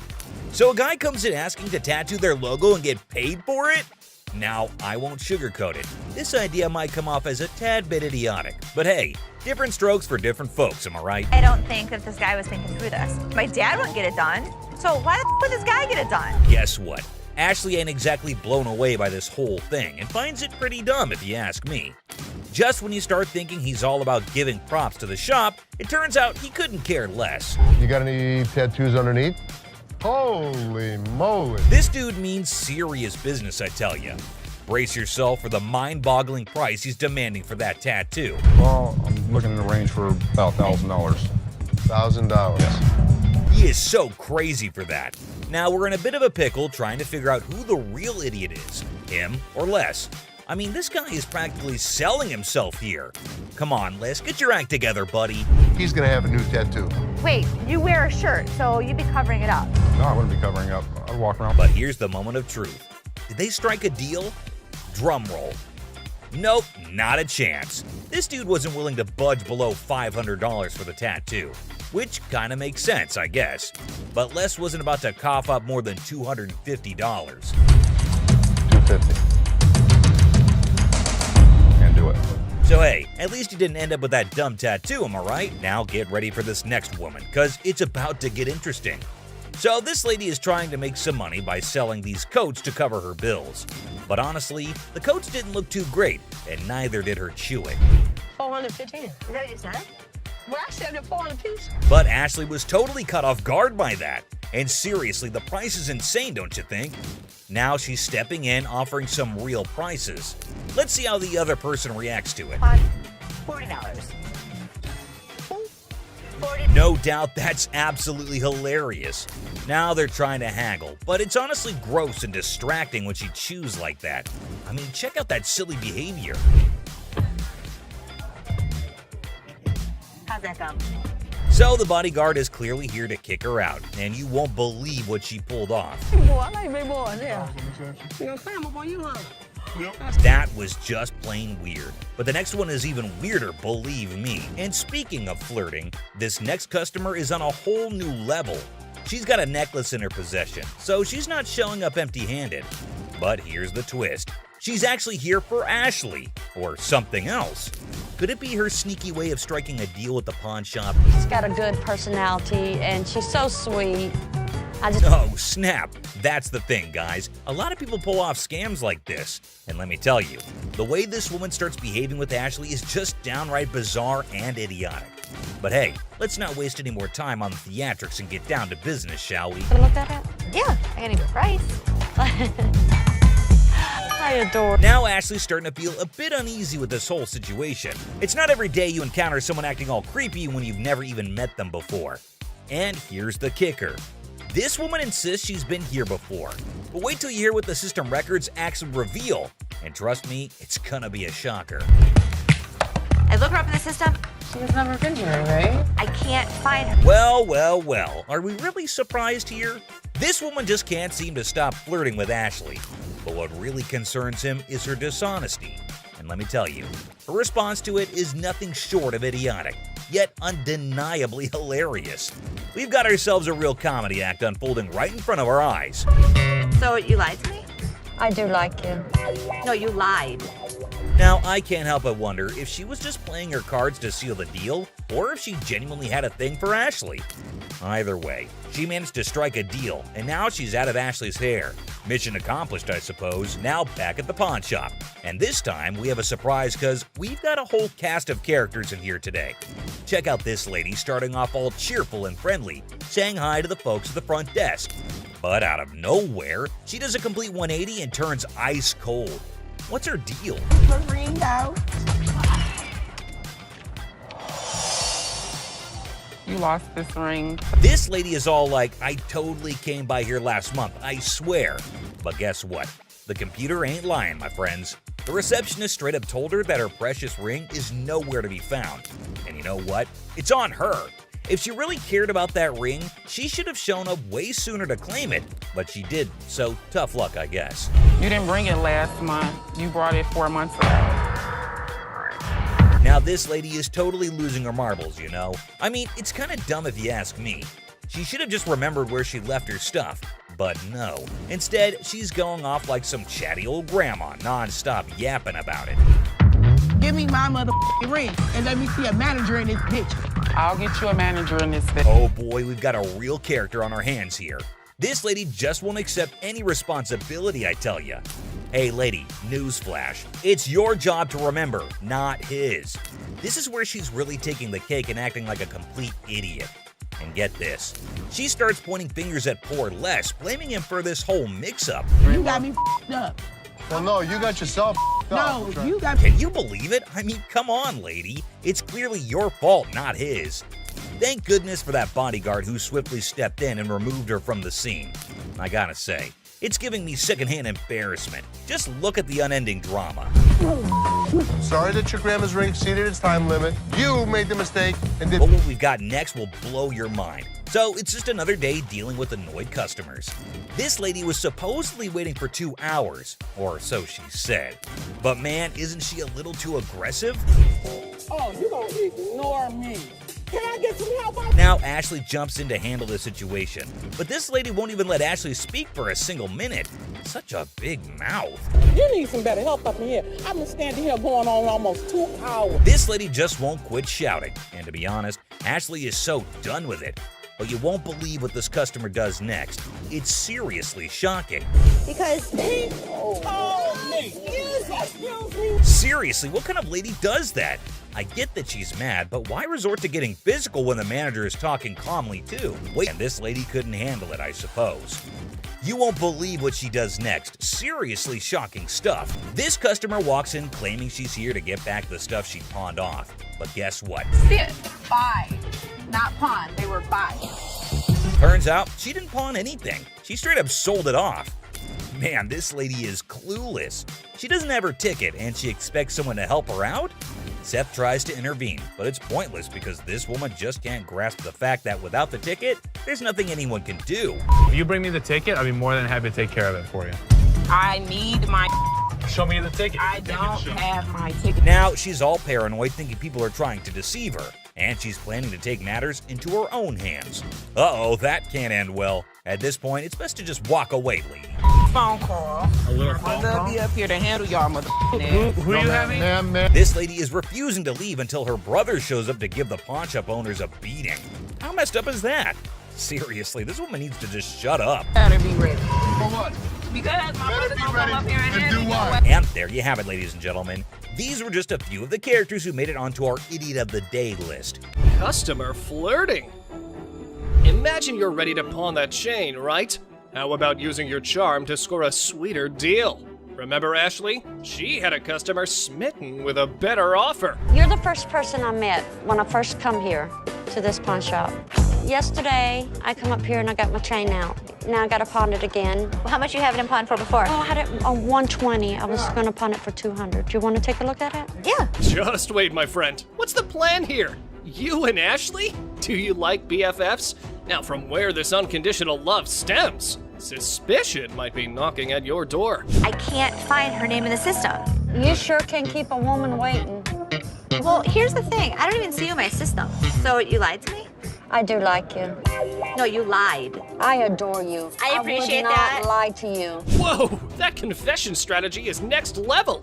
But hey, reality's the ultimate plot twist, right? Plans in our heads versus the real-time remix don't always sync up. How much did you get on this? I get last time 120. Okay. I'll give you 130. Okay. All right, step on over. I think I've got a customer for life. It's good to see you. Nice to see you. 700 cockroaches. No shiny metal, no problem. Time for a quirky twist. Snag those cockroaches and hit the pawn spot down the alley. Who knew creepy crawlies could be the new currency? Hold the phone, folks. His eerie charm's catching on. They are Madagascar hissing cockroaches. Oh! Ew! Ew! Ew! Ew! Ew! Did you want to see one? No! Close it! Yeah, those gross goodies. He's got his sneaky secrets for that oddball offering. I was using them to feed my Savannah monitors. That is disgusting. How many do you have? If you pick one of these up, they're actually heavy because there's so many of them in there. I really do believe you. Seriously, bro, we're talking $1 a pop. Those things are tough to sell, even as giveaways. It's like offering a lifetime supply of, well, nope. you better take them back home. I wish I had somebody that needed them. Thank you very much. I'm sorry. I bought living creatures in the past. Cockroaches isn't in our repertoire, but the best thing about it, they look at Ashley's face, priceless. That was gross. Chicken Man. Alrighty, folks, we've got the Rocket Man on our radar. But hold on to your feathers, because here comes the Chicken Man on a mystery hunt while eating chicken in the pawn shop. That's ironic. You hungry? No, not that. I got this for free. I work there, you know what I'm saying? Do you? Yeah, let me show you. Feel free to lay your chicken on the counter. All right, look, this is what I do. I say I got chicken and finger sucking. Come for a plucking. Looks like we've cracked the age-old riddle. Why'd the chicken cross the road? Well, to get a pawn shop watch, of course. But hey, buddy, you're not pulling a poultry prank now, are you? He's eating chicken while he's talking to me. Oh, all right, look, everything I'm getting right there. You're spitting chicken on the counter. That's for you, man. Can I see that right there? Sure. You see it? How much this cost? $1,200. $1,200. Check out Mr. Chicken over here. He's likely on a goof-off mission. However, Seth seems to be pretty annoyed. Oh, here's how he neutralized the chicken threat. Are you seriously gonna buy something, or are you just... You ain't even let me see. Dude, now you're bothering me. In a second, Byron's about to choke a chicken. Oh, choke a chicken? He's about to. All right, look. Make a deal. Byron, want a piece of chicken? You touching chicken? Come on, man, let's go. Man, you know what? You ain't got to touch me. Angry mom. This mama's boy strolls into the store, peddling his speaker. Seth's deal? Not winning any gold stars. Looks like our dude here is stuck in a pickle. I got a speaker. You got multiple speakers. We $150 short, so I'm hoping you guys can help us out. Realistically, I could sell you them for about $100. So what you trying to give me for this? I want 150. What you selling it or pawning it? Selling it. $45. Mr. Black, you're in for an offer based on your goods. Just a heads up though, his chat game with Seth could ruffle more scratches than a ticklish itch. So I can get you $45. I don't need these mother. They won't give me what I want. You came in, you want $150. Damn. What? Mama, you don't talk like that in front of these people. I done raised you better than that. Now you apologize. I'm taking my speaker. What? Oh, yes! Preach it, mama! Time for a lesson or two. Junior needs a masterclass in manners. Let's dial up an apology for his bad language. I can't take you nowhere. It's the whole city without you. Mother. Boy, What do I pay you guys for? I'm hiring her. I can't take you nowhere. I hope this kid learned his lesson. Right. Don't hit me in the car. Get in the car. Okay. Minute paint. Disrespecting Ashley.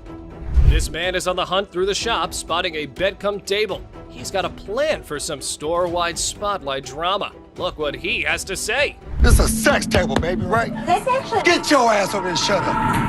Get off that bed. First No, of all. I ain't getting no. Get off that bed. Get kicked in the face. Look, come this way, baby. Who do you think you are to talk to me like Girl, that? if he let me, I'll be slapping that ass. He's probably forgotten where he's standing. And you know how they show punks the exit. Well, Les ain't having any of it. He's diving in for some sense talk. You know you're talking, man. Back up. Take my ass out of here. Really? You don't think so? Here's the way it's gonna work. You don't disrespect my daughter in my store. Get the out of here. We go back, Disrespecting my daughter like that? Striking a nerve on a calm day. You go, Les! Someone needs a major attitude makeover. Time for a crash course in how not to be a jerk. You don't talk about my daughter that way. You understand that? You understand that? You understand that? I got you. You don't with my kid. I'm sorry, man.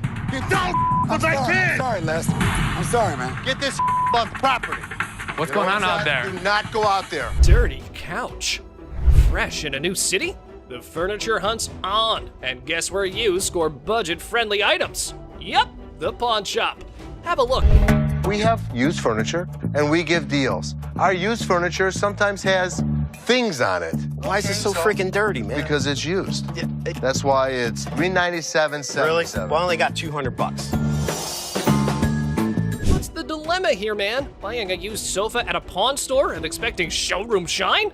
Your brain might not function properly to have such an expectation, sir. Let me try this out, man. I'll tell you what, my shoes are cleaner than this couch. Then don't buy it. Make me a deal. I got cash in my pocket, man. Wow, Come on, man. $200. Come on. Did you catch the words he just uttered? Mr. Couch is clueless about the league he's stepping into. Time for him to gear up because less is on the horizon. Okay, it's time to go. Come on, man. Come on. Here we go. Yeah, come on, man. Here, come yeah, on. man. Come on. Don't make my. Come on, man. This is how we do it in the team. Yeah. Walk out. Walk out, my man. Deal with the devil. Here's a spooky one. This might not be your regular Tuesday, because this time, the devil isn't at the crossroads, but at the pawn shop trying to sell his gold for cash. How old are you? 2,500 years old. Great. I finally got to meet somebody that's older than my dad. So how can I help you today? I want to get rid of this gold. I don't want gold. I want money. I think he's crazy. But interesting fact, people, this time around, you don't have to give your soul in return, but some cash, and the devil's good to go. Here's what happened next. This guy might take the cake for the weirdest guy that has ever walked through the store. How much you want? Tell me what you give me. I could have gotten $650 for this stuff. Can't do it. Maybe $650. Les hasn't ever made a deal with the devil. But this time around, he's willing to crack this one, being ready to outwit even the Mark Trickster. You want 610? I take $650. I can't give it to you.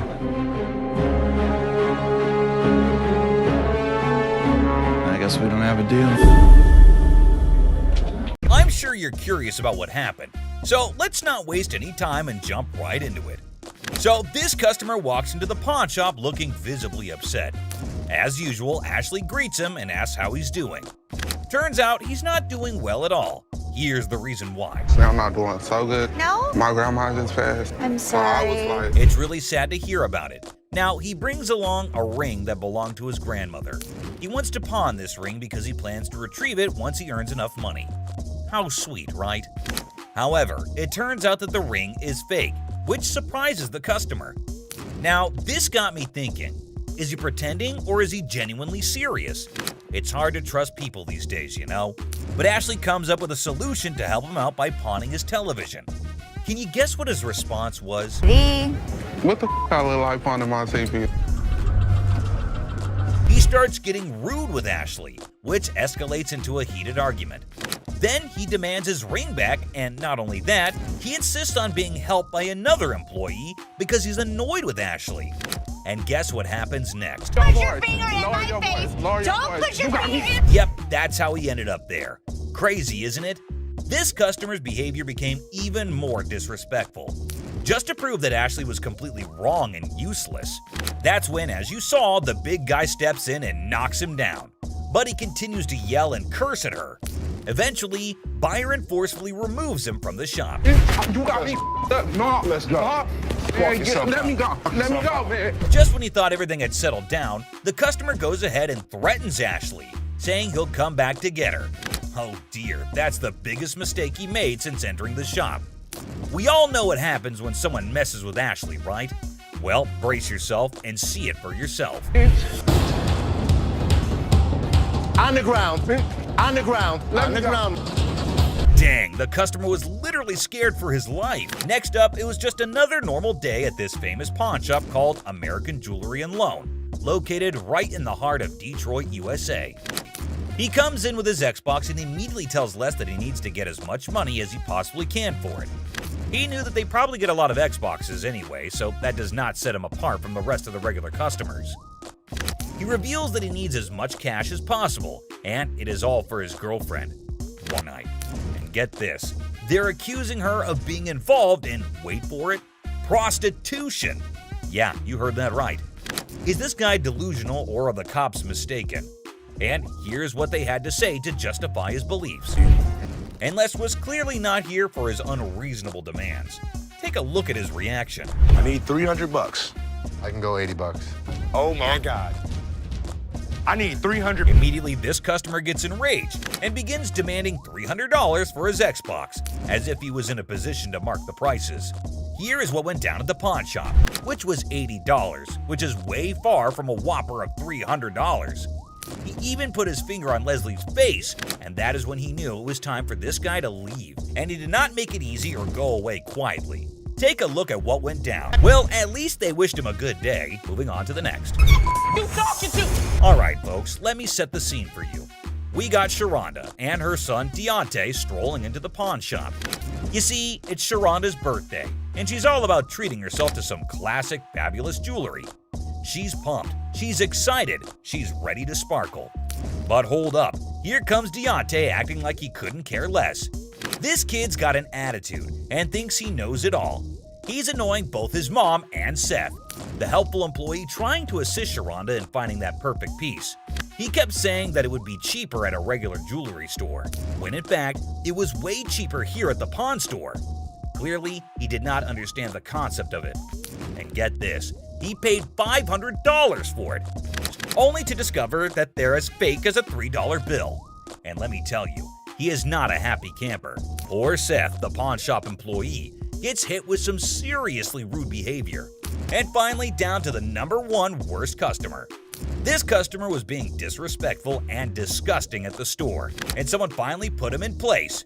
Whew! You understand that? I got you. Don't with my kid. I'm sorry, man. You don't with my kid. He walks in and notices a table and immediately just announces to no one in particular that somebody needed to come to help him out with it. That's really not a nice way to ask. Jeez. Take a look at how he was behaving. Let me lay on this mother. You see, was a sex table? So for what? He was being very crude, and Ashley notices his presence there very quickly, especially considering how loud he was being. He again keeps shouting for someone to come help him, and then, you won't believe this, but he asks for Ashley in person and says she is his girl. Take a look at what he was saying, or rather shouting. Ashley, man, that's my girl. Yeah, I want Ashley, man. Oh boy, get a load of this, guys. Ashley was absolutely disgusted by what was going down. Turns out this dude we're talking about is a regular at this store, and he's always spewing disrespectful comments left and right. But here's the twist. Most of those nasty remarks are aimed right at Ashley herself. Can you believe it? But wait, there's more. This time, he's taking his craziness to a whole new level, and Ashley's never seen him act this bonkers before. He asks her what the table cost, and when she tries to reply, he says something completely horrible that caught everyone's attention. What you want for this table, girl? Get your ass over here and shut up. The moment she spots this guy on the table, she's like, "Yo, get off, dude." But he's not having it. He keeps telling her to shut up or get lost. That's when the bouncers step in, swooping in like superheroes to have her back in a flash. But here's the kicker, my friends. Even after all that, he still won't quit with the rudeness. He's talking down to her like he owns her or something. And let me tell you, she's beyond upset. She's furious at the way she's being treated just because she's a woman. Take a look at what he's doing in the store.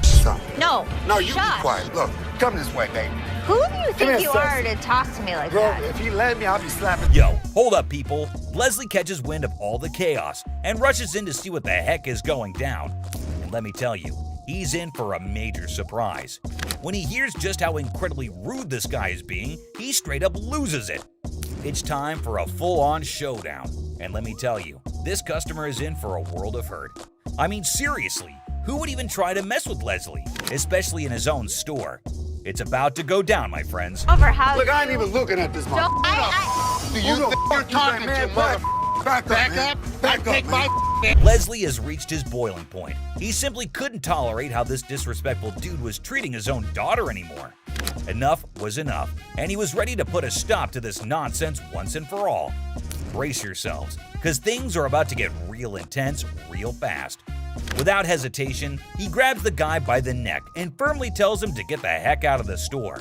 And let me tell you, it's not gonna end peacefully.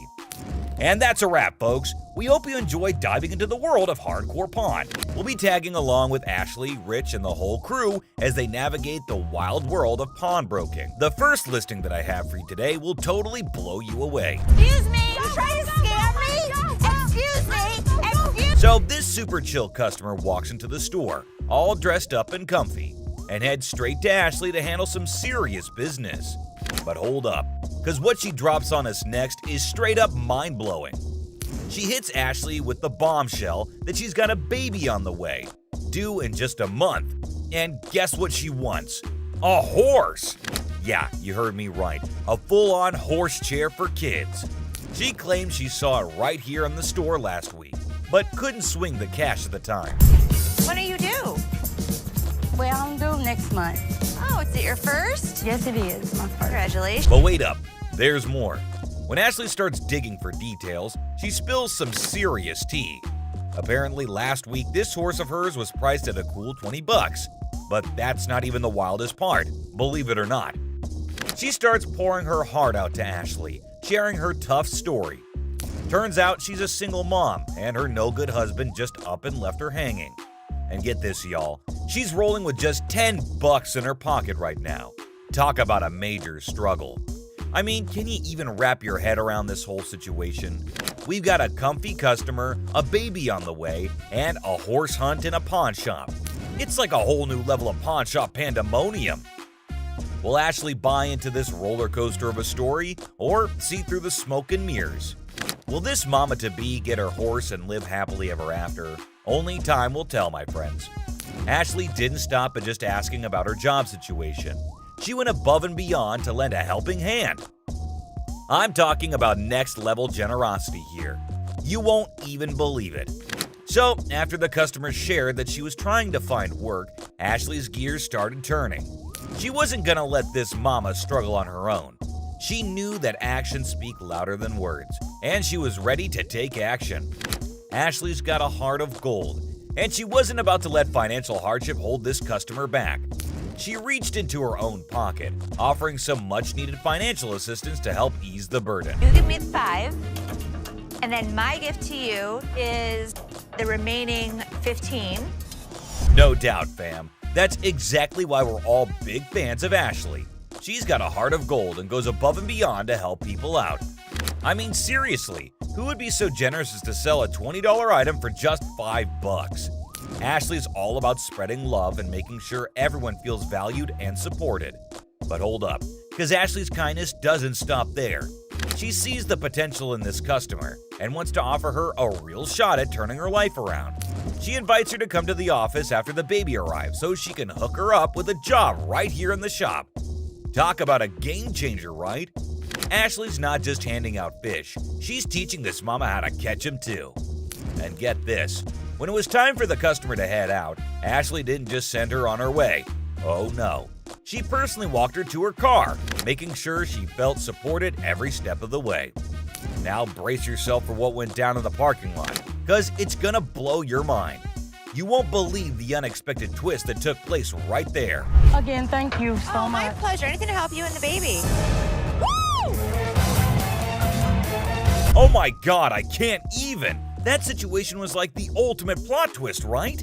Talk about a roller coaster of emotions. It's one of those moments where you just go, WTF, did I just witness? I mean, imagine the poor lady walking in, all hopeful and thinking she's about to score a free gift and a job.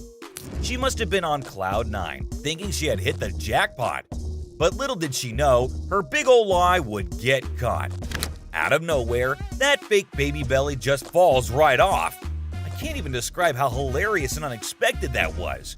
It's like something straight out of a comedy sketch. I couldn't stop laughing. I bet even Ashley had to do a double take and try to hold back her laughter. It's one of those moments that'll be etched in our memories forever. I can already picture the memes and gifs flooding the internet. But hey, let's give credit where credit's due. That lady sure knows how to pull off a wild prank. I can't even imagine the planning and preparation that went into that hilarious stunt.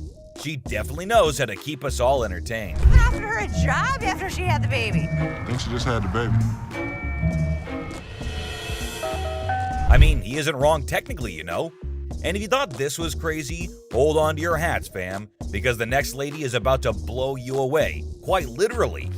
Get ready to witness some next-level insanity. She walked into the store like a whirlwind with a vibe that screamed, I'm here to cause chaos. Yeah. Focus. You won't even believe what went down here. This lady struts into the store like she owns the place. But instead of slaying with her looks, she's got a pacifier in her mouth. I repeat, a freaking pacifier. And she's proudly declaring herself as Bebe. Like, seriously, can it get any more cringe? All eyes were on her, and not in the way you'd expect. It was a mix of confusion, amusement, and secondhand embarrassment. I mean, who walks into a pawn shop rocking a pacifier like it's the latest fashion trend? This lady, apparently. But hold up, fam. It doesn't stop there. Miss Bebe decides to take her cringeworthy act to the next level by hitting on our very own Seth. Oh yes, she starts spitting game like there's no tomorrow. The poor guy didn't know what hit him. It was like watching a train wreck in slow motion. She takes it to a whole new level of cringe that'll make you want to hide behind your hands. But hey, let's talk business, shall we? She's here to sell her TV and a ring, hoping to cash in a cool $800. Now, we can only hope that they're genuine and not some circus act like Bebe herself. Fingers crossed. I don't know about you, but this encounter is definitely going to keep us on the edge of our seats. Will Bebe's item turn out to be the real deal, or are we in for another mind-boggling surprise? Oh, you want to see how Bebe acted with Seth? Brace yourself for some serious cringe. It's a cringe fest of epic proportions as Bebe tries to flirt with Seth. Cheesy lines, awkward body language, and a whole lot of discomfort. It's like watching a car crash in slow motion. Get ready to flush your eyes with water after this one. I'm good. That mean you're married? Oh no, the cringe just keeps on coming. Despite Seth being crystal clear and trying to maintain his professionalism, Bebe just wouldn't let up. She kept pestering him, asking if he was married like it was some kind of obsession. But let's talk about that ring she brought in. Hold on to your seats, folks, because it's the real deal. Legit diamond and 10-karat gold. Now that's a valuable piece right there. You'd think Bebe would be thrilled to get a good deal. But nope, she had other plans. Seth suspected that her relentless flirting was all a ploy to squeeze out some extra cash. And guess what? Bebe drops the bombshell. She doesn't want to sell the ring. She wants to loan it. Talk about a plot twist. Seth offers her $300 for the loan, which is a fair deal, but Bebe ain't having it.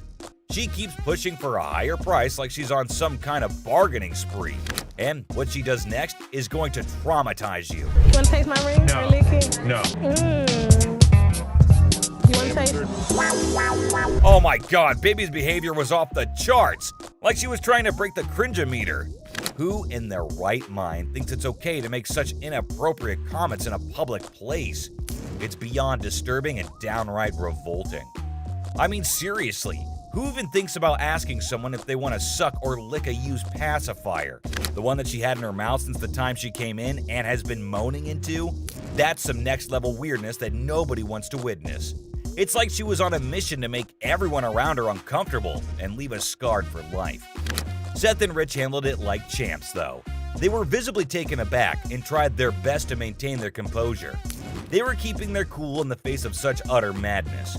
I don't know how they did it, but they deserve a medal for enduring that cringe fest. Up next, this customer is yet another WTF, but on a whole new level. Do you go to class like this? Yeah. What are you saying? Well, I like to do hair. Oh boy, we're diving into a whole new level of eccentricity here. This man walked into the store with an ensemble that screams unique. A shower cap, makeup on, and a fur coat. Talk about making an entrance. Seth could already tell that dealing with this customer wouldn't be a walk in the park. And true to his instincts, this guy had quite an interesting reason for wanting to sell his fur coat. Brace yourselves, folks, because it's about to get even more bizarre. He claimed that he needed some extra cash to get through beauty school. Now, we can all appreciate the pursuit of education, but this was definitely a new one for the books. We can't help but raise an eyebrow at this unusual request. It's moments like these that make you wonder what goes on in people's minds. But hey, that's the beauty of hardcore pawn. Oh boy, hold on to your seats, because things are about to get even more awkward. As Seth asked this customer if he goes to school like that, the guy starts talking about his passion for doing hair. Now, that's all well and good, but what comes out of his mouth next is enough to make the air around them feel uncomfortably silent. He starts sharing some rather personal details. Talk about TMI, too much information. The wax, ass bleaching. Yup. Anal bleaching, I've heard of that. Things took a truly uncomfortable turn. It seems like this guy completely missed the memo on boundaries, respect, and appropriate conversation topics. Just when we thought it couldn't get any weirder, he decides to bring up the subject of anal bleaching at a pawn shop. Seriously, dude? That's definitely not a topic you'd expect to hear in such a setting. But wait, it gets even worse. What he did next made the situation go from uncomfortable to downright cringeworthy. I paint my own nipples. Just a little paint. I'm uncomfortable dealing with this guy. Dude, I can't even begin to comprehend what just happened. That guy seriously had zero filter or sense of appropriateness. Who in their right mind starts talking about painting nipples in a public place like a pawn shop? It's like he was on a mission to make everyone uncomfortable and cringe to the max. And the worst part? He knew it was being recorded. Like, bro, did you forget that cameras are everywhere in this place? Did you think it would make for good television or something? Newsflash, nobody wants to hear about your private nipple painting adventures. I mean, they all looked so awkward and disturbed by the whole ordeal.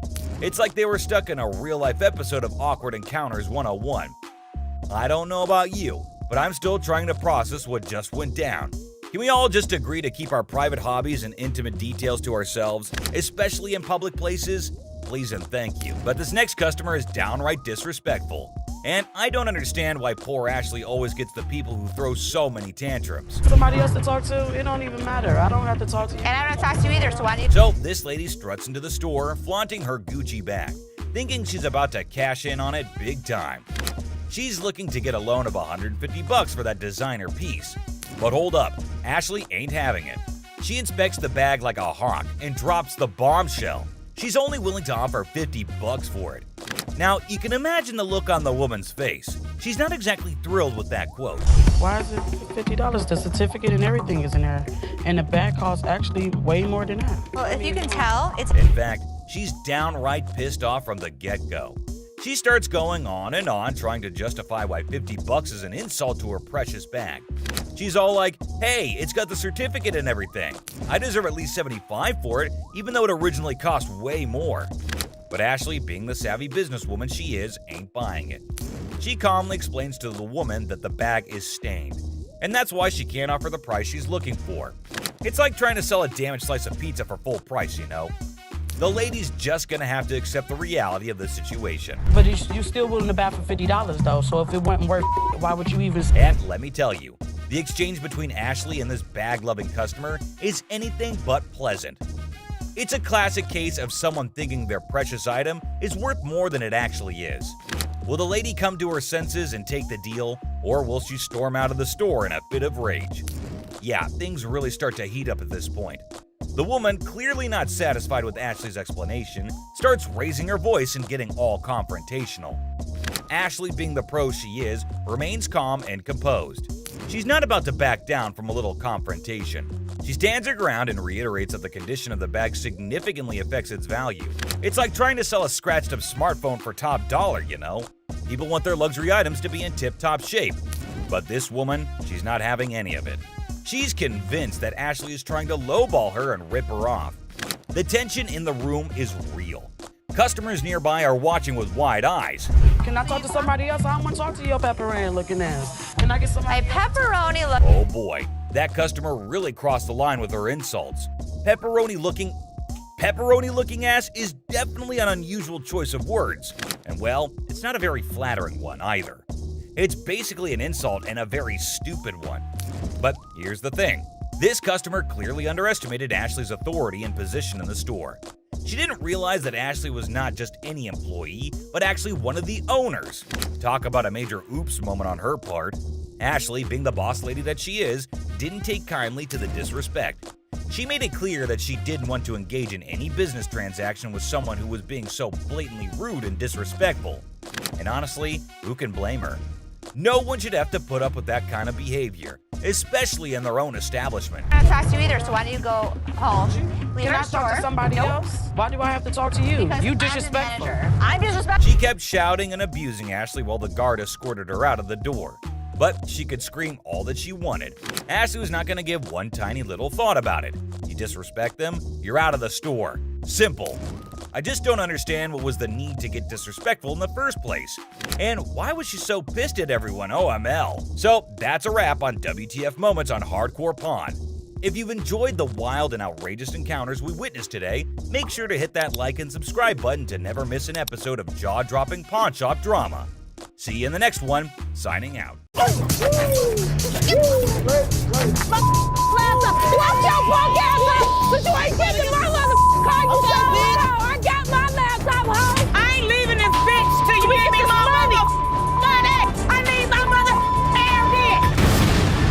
Time to go. No. My friend's laptop.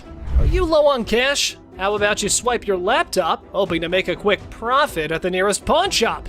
If you want to give it a try, just watch what you're heading into. What the hell? You mean to tell me you don't steal my damn laptop and I don't pay them damn kids for this damn laptop? All this damn. That's how you gonna play me? We supposed to be friends. Got me up. Taking my laptop. Ugh, that tension, right, folks?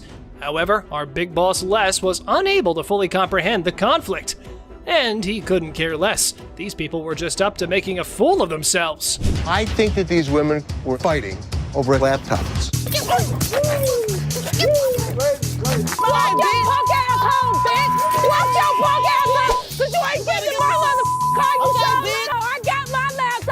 But we, being a sucker for drama, sorted it all out. Apparently, somebody's valued belongings were stolen by their BFF. What chance do they have of surviving this unthinkable betrayal? Okay.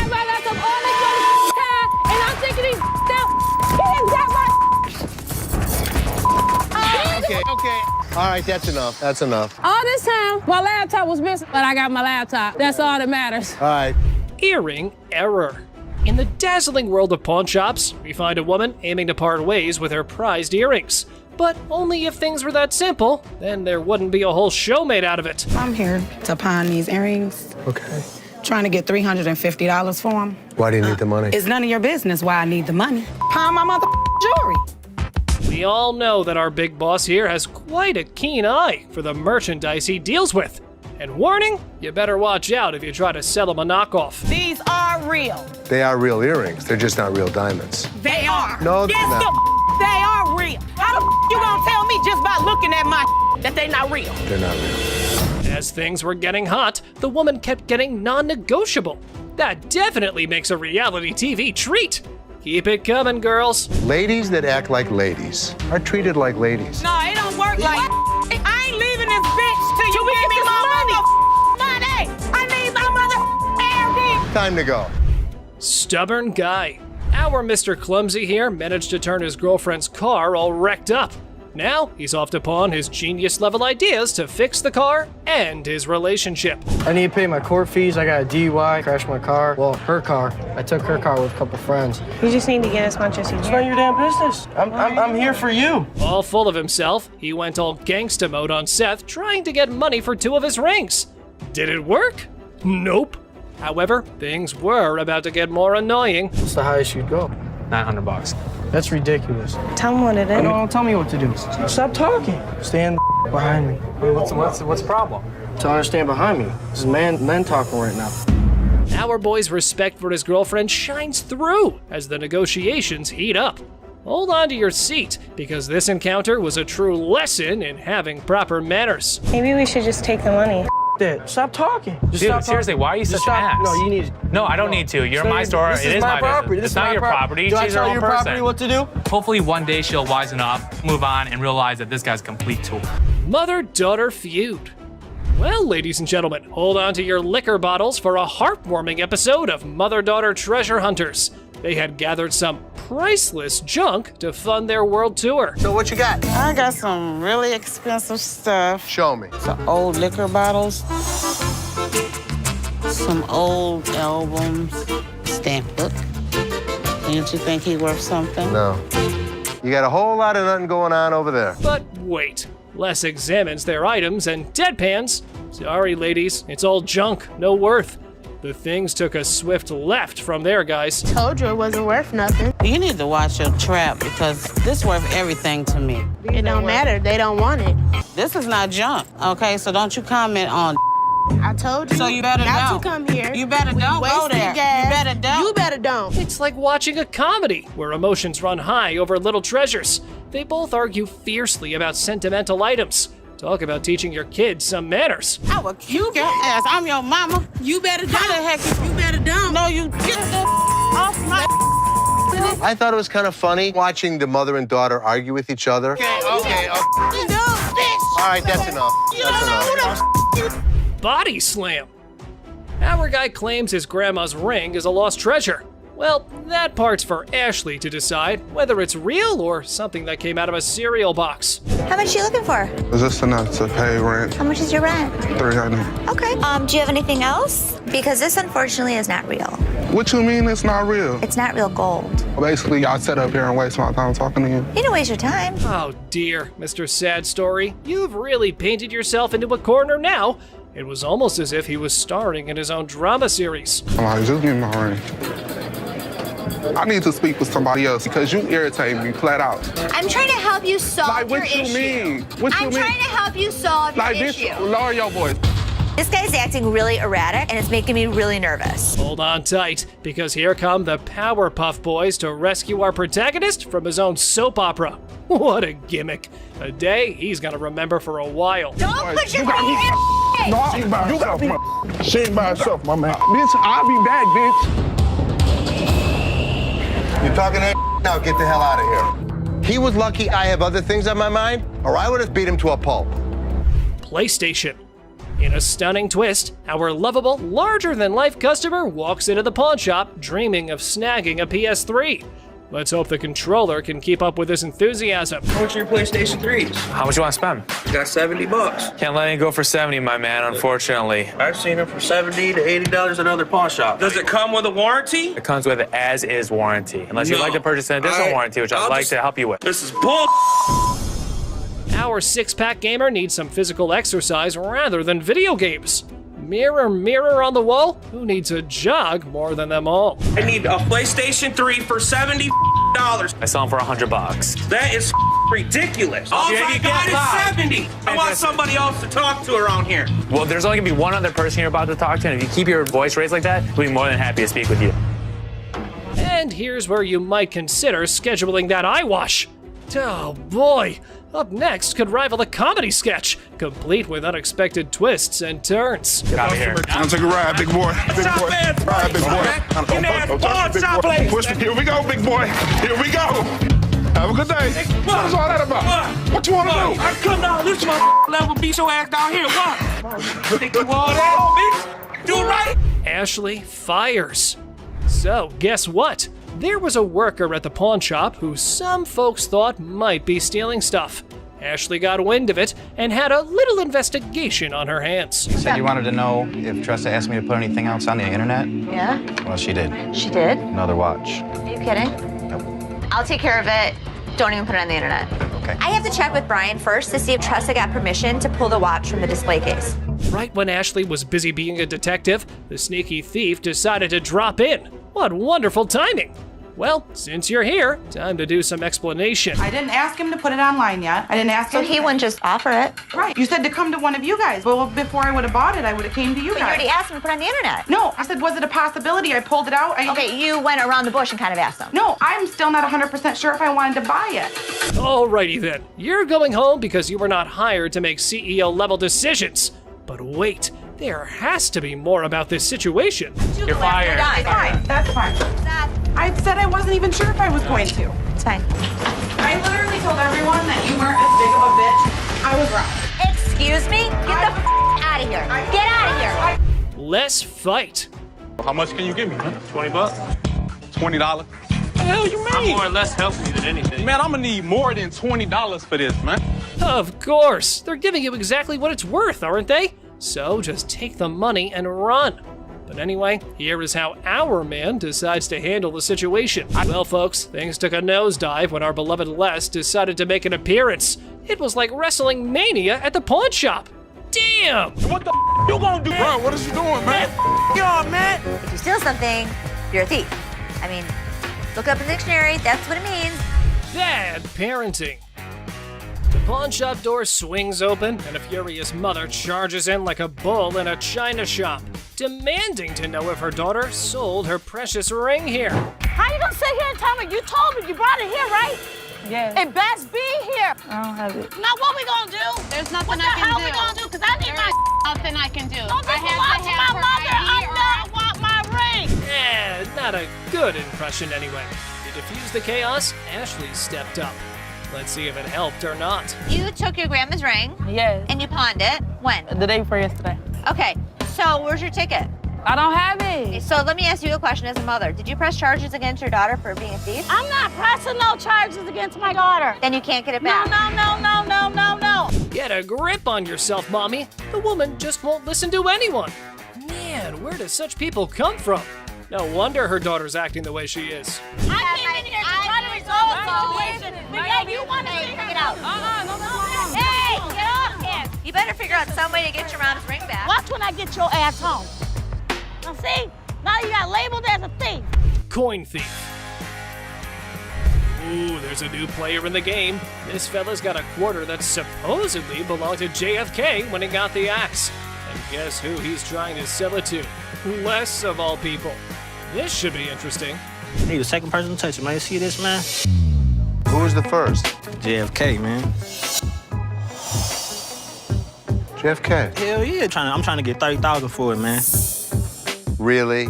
Our friend here needs to know that he's trying to close a deal with the boss. Yup, the big cheese himself. You know what that means? You better have some answers ready. I don't think this guy even knows who the president is today. What year did they put Lincoln on the quarter? 67. Who's on a penny? Bill Clinton, whatever his damn name is. Well, he means you'll have to take your business elsewhere if you want to avoid glitter and dancing. But anyway, this punk got mad, and here's what happened next. Want to go out for the pass? Please. Man, follow him out. Much, man. Man. Oh, you forgot to ask you. Let's go. See that mug made me mess with the man. Bro, what is you doing, man? Yo, man. Pink coat. The woman swaggers into the pawn shop, yelling that the pink coat is hers. Guess who she encounters for the argument? That's right, it's Les. Well, number one. Oh no, she's done it now. What could happen to her after upsetting the big dog? Let's find it. What would you do if a man strolls into your shop with a massive bag? Obviously, you can't wait to find out what's in there. This is what this sneaky guy did. Man, this is my bag. Okay. What's in it? Tell me what that means, because maybe I don't understand what you're talking about. Looks like the man had a top secret mission with this bag. He didn't let anyone unzip it. In my opinion, he's a freak. See for yourself how the whole scenario went down. You can't bring in a big bag into a business and not expect to have it searched. What the hell? Oh my God. My man, oh my God. What the hell? Wow, that was unexpected. I can't believe what just happened. I might need a moment to process this.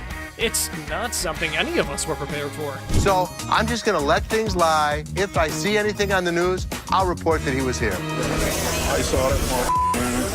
For all I know, there's a half-naked man in a gold G-string running around the streets of Detroit. Holy Pregnancy deal. A pregnant mom walks into a pawn shop, excited to purchase a wooden horse for her unborn baby. I was just here last week, and I seen this horse that y'all had, and I really want it. I didn't have the money last week. For sure. You saw it? Where is it? It's right over here. Sure. When are you due? Well, I'm due next month. Oh, it's your first? Yes, it is. Oh, but the down part was that she has no money. How unfortunate, considering her husband left her. Hearing her story, Ashley gets all empathetic and decides to give away the object to the yet-to-be-born baby mama. This is what she has to say. Let me tell you what I can do for you. You give me 5, and then my gift to you is the remaining 15. That'll be great. That'll be really great. Okay? It means so much to me. Well, everything went well for the lady, and even Ashley was proud of herself for doing a good deed. Until this happened. Help you and the baby. What the Hello? Excuse me! Excuse me! Wedding ring crook. Looks like someone's sleeping on the couch tonight. This wife found a pawn slip for her wedding ring in her husband's wallet. Time to hit up the pawn shop and get it back. So your husband stole your wedding ring? Yes, he took it because we're having financial problems. I get why he did it. I just want to pay for it and get my ring back. Did you make a police report? No, I didn't make a police report. The hell am I going to make a police report for? The angry wife missed the no ticket, no service memo. Ashley can only work with what she's got, lady. Don't shoot the messenger. Let me explain to you how this works. First of all, I don't just look up somebody's name and give you their information. I didn't ask you to give me the information. I asked you to look it up. How hard is that? You look it up in the computer, you take it, I pay for it, we leave. It's not that hard. Okay, I know it's not funny, but Ashley's solution was hilarious. Here's how she managed the situation.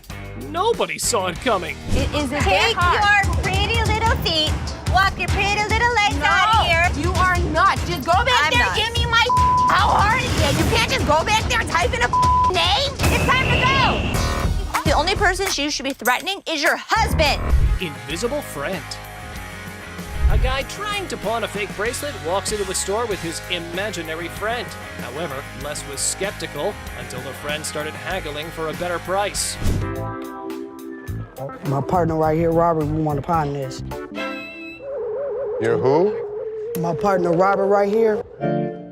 Here's a person talking to an invisible friend, but I didn't see him. Well, well, well. Robert, the imaginary friend, needs a reality check. Maybe this dude should stick to playing pretend more believably. After all, the pawnbroker here is no fool. Robert, tell him, Robert, tell him. This is worth $200. It was a stainless steel bracelet that we don't sell here for $10. There was no way he was gonna get anything. However, his get-rich-quick scheme wasn't so quick after all. The customer's face fell faster than a lead balloon.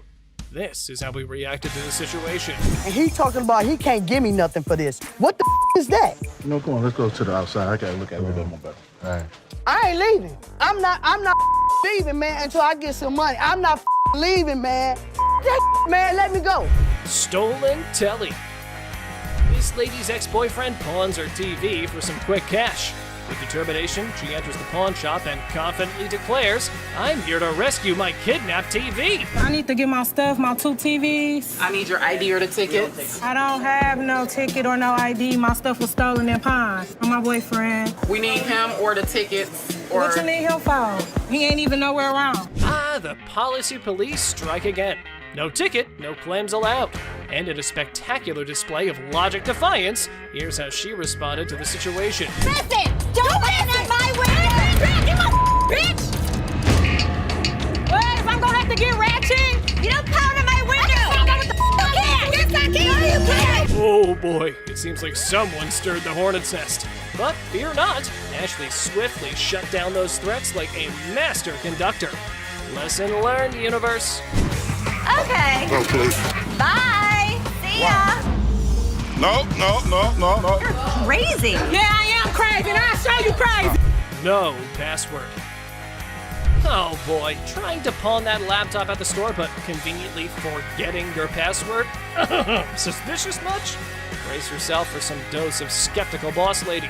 You forgot the password. Yeah. How do you forget when's the last time you used this? About a month ago. You forgot your password? Yeah. Try again. She didn't know how to get into this computer. She didn't know the password. She didn't know the username. Oh, so you didn't just find this laptop aimlessly wandering around in the wilderness and thought, hey, I should take this. I'm sure the lady was adamant that it's my laptop. How much did you want to get on this today? At least 165. How's 125 for you? No, I'm sorry, I can't do that. I need at least 165. I mean, I can't do 125. All right, I can do 150, and that's what I can do. Okay, can you do 165 or not? Blink of an eye, the laptop lady became wild and crazy. Her responses and shouts made everyone wonder if she was off her rocker. I am a grown-ass woman. You're not acting Flat like out. one. Like I said, I am a grown-ass woman. You're not acting like I'm one. not gonna sit here and argue with you. Like I said, I can take my business somewhere else. Goodbye. Take it off. Take it easy, Seth. Please, take it easy. What are you doing? Seth! Ashley has pushed Seth too far. Something's gotta change. Hang on, cowboy. Oops, fire. Ladies and gentlemen, hold on to your seats. In a thrilling episode of Hardcore Pawn, a car in the parking lot finds itself in a rather heated situation. No, we're not exaggerating. You'll see. We were really concerned. Your car's totally on fire right now. Shouldn't we try to get a hose over there? It's right underneath those power lines, which is our power lines. It's burning so bad that it's gonna burn the electrical wires. We call 911. Rich is directing traffic. It was right next to our power lines. What are we supposed to do? Isn't that a chaotic scene that feels right out of an action movie? However, in the middle of all the frenzy, check out this guy. You won't want to miss this. As his car's in flames, this guy's pulling out his fire helmet, his fire jacket, fire equipment. I'm thinking, what the is going on? All right, dude, this thing's starting to go. Now we got to come up with another plan. That's going to cut up those power lines. Les, it's time to act. That fire could get worse. How about grabbing your phone and dialing 911? You know, to keep things safe and sound. Makes you wonder what these guys go through. He's inside of the hood like it's nothing at all. Because of the wonderful effort, the Detroit Fire Department, they saved the day. There's a recall on that car, and I haven't taken it in yet. You were stupid. You were stupid. That was a bad day for not to take in your car for a recall. The toilet. All right, who's in the mood to take a big dump? If yes, these two ladies have the 1955 rare toilet. What? Here's the unusual bathroom adventure. How much do you want for this toilet? $400. They don't make them anymore, and I saw a pink one online, and they wanted $600. Seth lays down the law. In case you missed the memo, we don't do toilets here, so these ladies might want to flush their deal elsewhere. How about $50? $10? Oh, my goodness. Really? Well, I don't want to put it back in the car. I know this is a crappy old toilet. Paying $10 to get under my brother's skin is all worth it. Ashley sure knows how to annoy her brother, but this time, she might have taken it up a notch.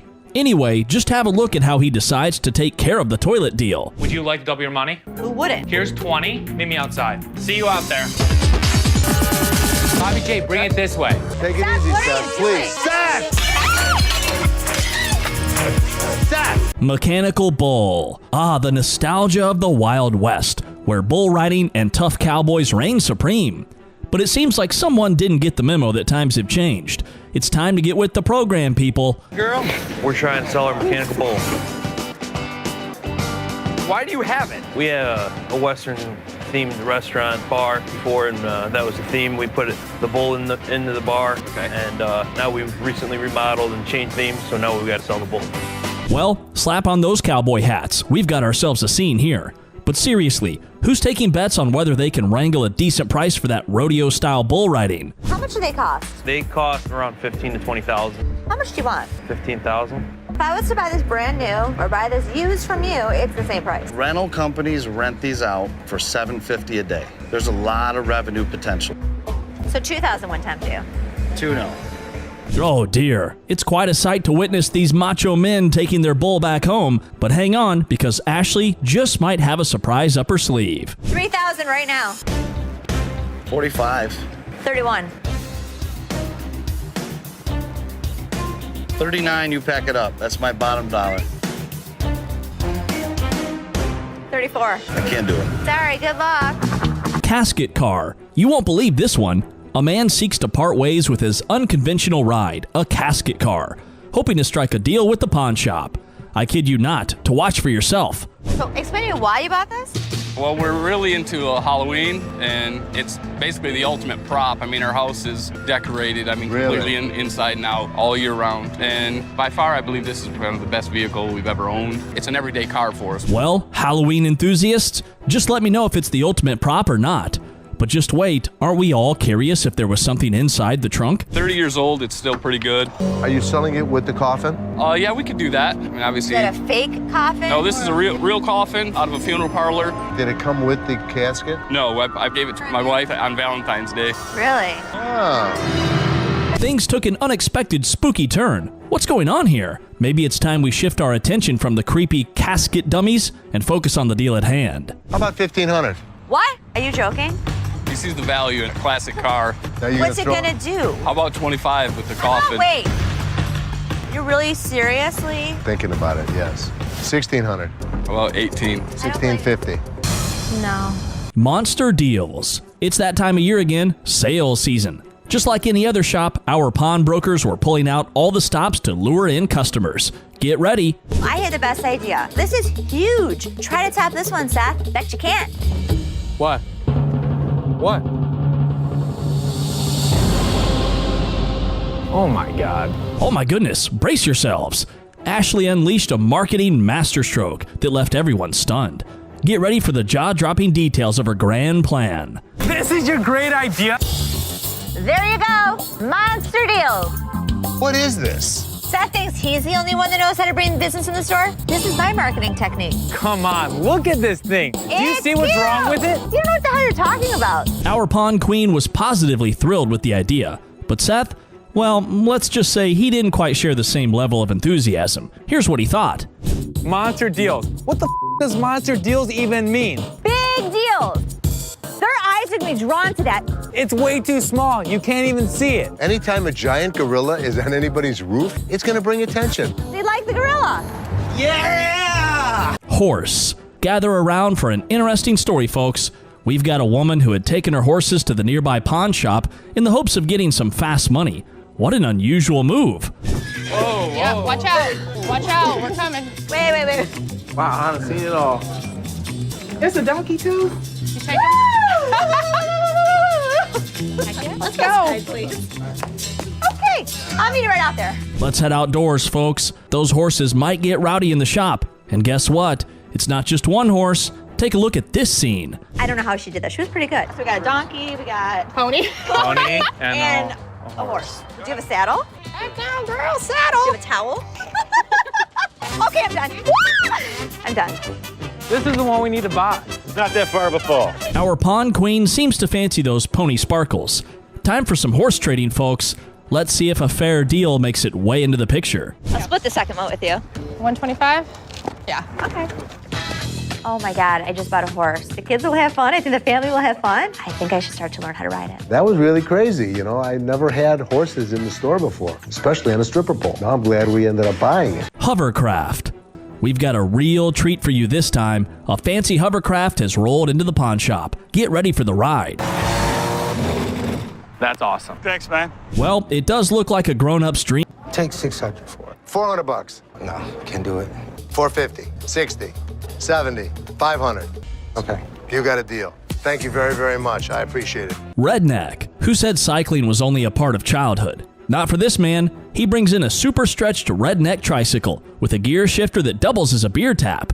Yeah, you heard that right. Did you build this? Yep, me and my buddy built it. It's got customized spinners. It's got transmission, it's got reverse and everything. So in other words, you couldn't ride it as a bicycle? Nope, strictly with the engine. Took a little bit here, a little bit there, and put it all together, and this is what we got. It's a head scratcher.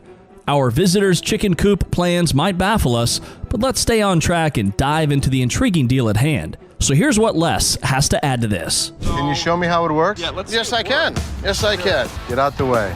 Yes, sir. Hold it down to get it started. Oh! Well, ain't that some son of a...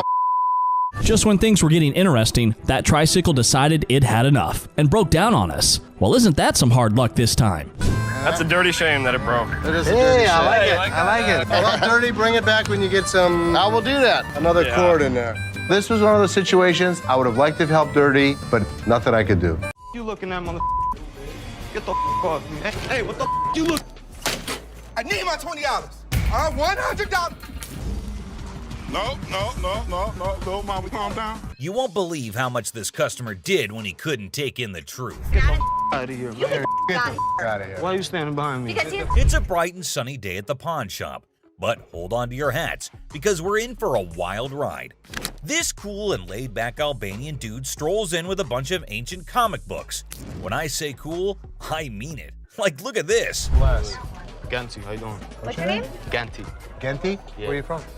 He's got dollar signs in his eyes, thinking they're worth a fortune. But is he in for a surprise or what? Les and Ashley, the shop owners, give them their usual warm welcome. The customer proudly showcases his prize comics, claiming they're from the groovy 70s and in mint condition. He's even bold enough to demand a whopping $2,000 for the lot. What? They are shocked. How much did you want for him? I was looking around 2,000, man. $2,000? But our savvy Ashley ain't falling for it. She spots the bent corners and unimpressive preservation, grilling the customer about their sorry state. Poor fella, he's speechless. Didn't see that coming, did he? Do you see the edges?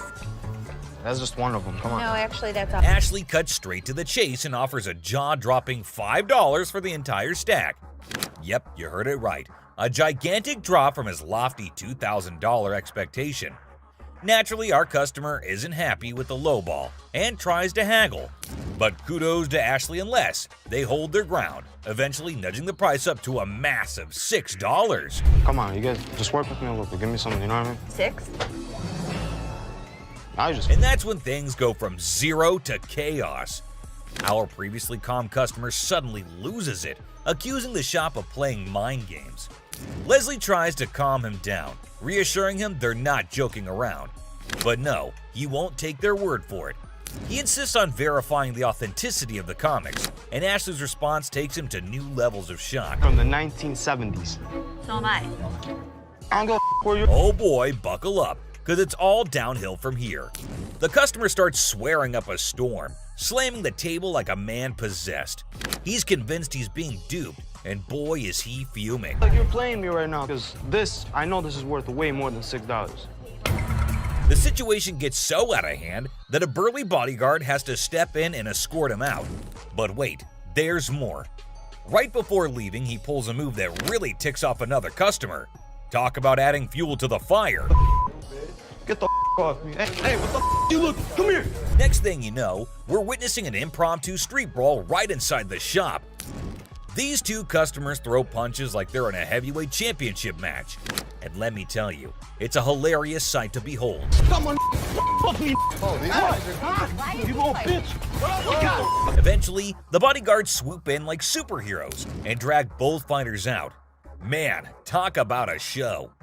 After the dust settles, our Albanian friend tries to save face with a final quip. I'm Albanian, baby. Well, my friend, you've certainly lived up to that fiery reputation of yours. What a roller coaster of a pawn shop experience, folks. Next up, just another regular day at the pawn shop. People coming and going. Some happy, some not so much. $100.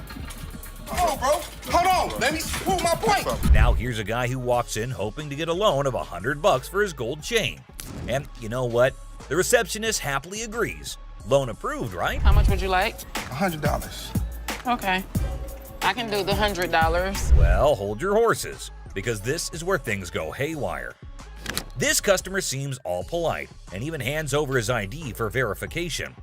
But then he brings up this 20% business, as it's written on the sign right there.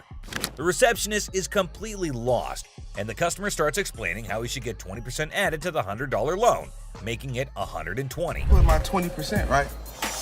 What 20%, sir? The sign right here says I get 20%. But the poor receptionist has no clue what he's talking about. Politeness goes out the window, folks. The man's anger instantly flares up when he realizes the receptionist is clueless. He asks her if she's ever seen the sign in her life, and boy does he point it out right in front of the shop. Talk about intense. Sir, I don't know what you're talking about. Is you serious? Yes, sir. Ma'am, you ain't never seen the sign? Now, this angry customer won't let it go. His voice keeps getting louder, drawing everyone's attention in the shop. I'm supposed to get 20%. You said you gonna give me 100. I get 20% of 100. We see as the bodyguard's on alert, and even Seth, the boss, steps out of his office to see what the commotion is all about. The man keeps angrily repeating that he's supposed to get that 20% with $100. When the receptionist refuses to budge, he demands to see the manager. Seth steps up and asks the customer to read the sign again. He patiently explains what it actually means. Another pawn shop, bring me in the ticket, and when you take it out of that pawn shop, I'll give you 20. But does our furious customer listen? No way. He's sticking to his guns, dead set on his demands. He even goes back and snatches the sign to show it to the receptionist and Seth. You can practically feel the tension, folks. If Seth wasn't behind that glass, this guy might have thrown a punch.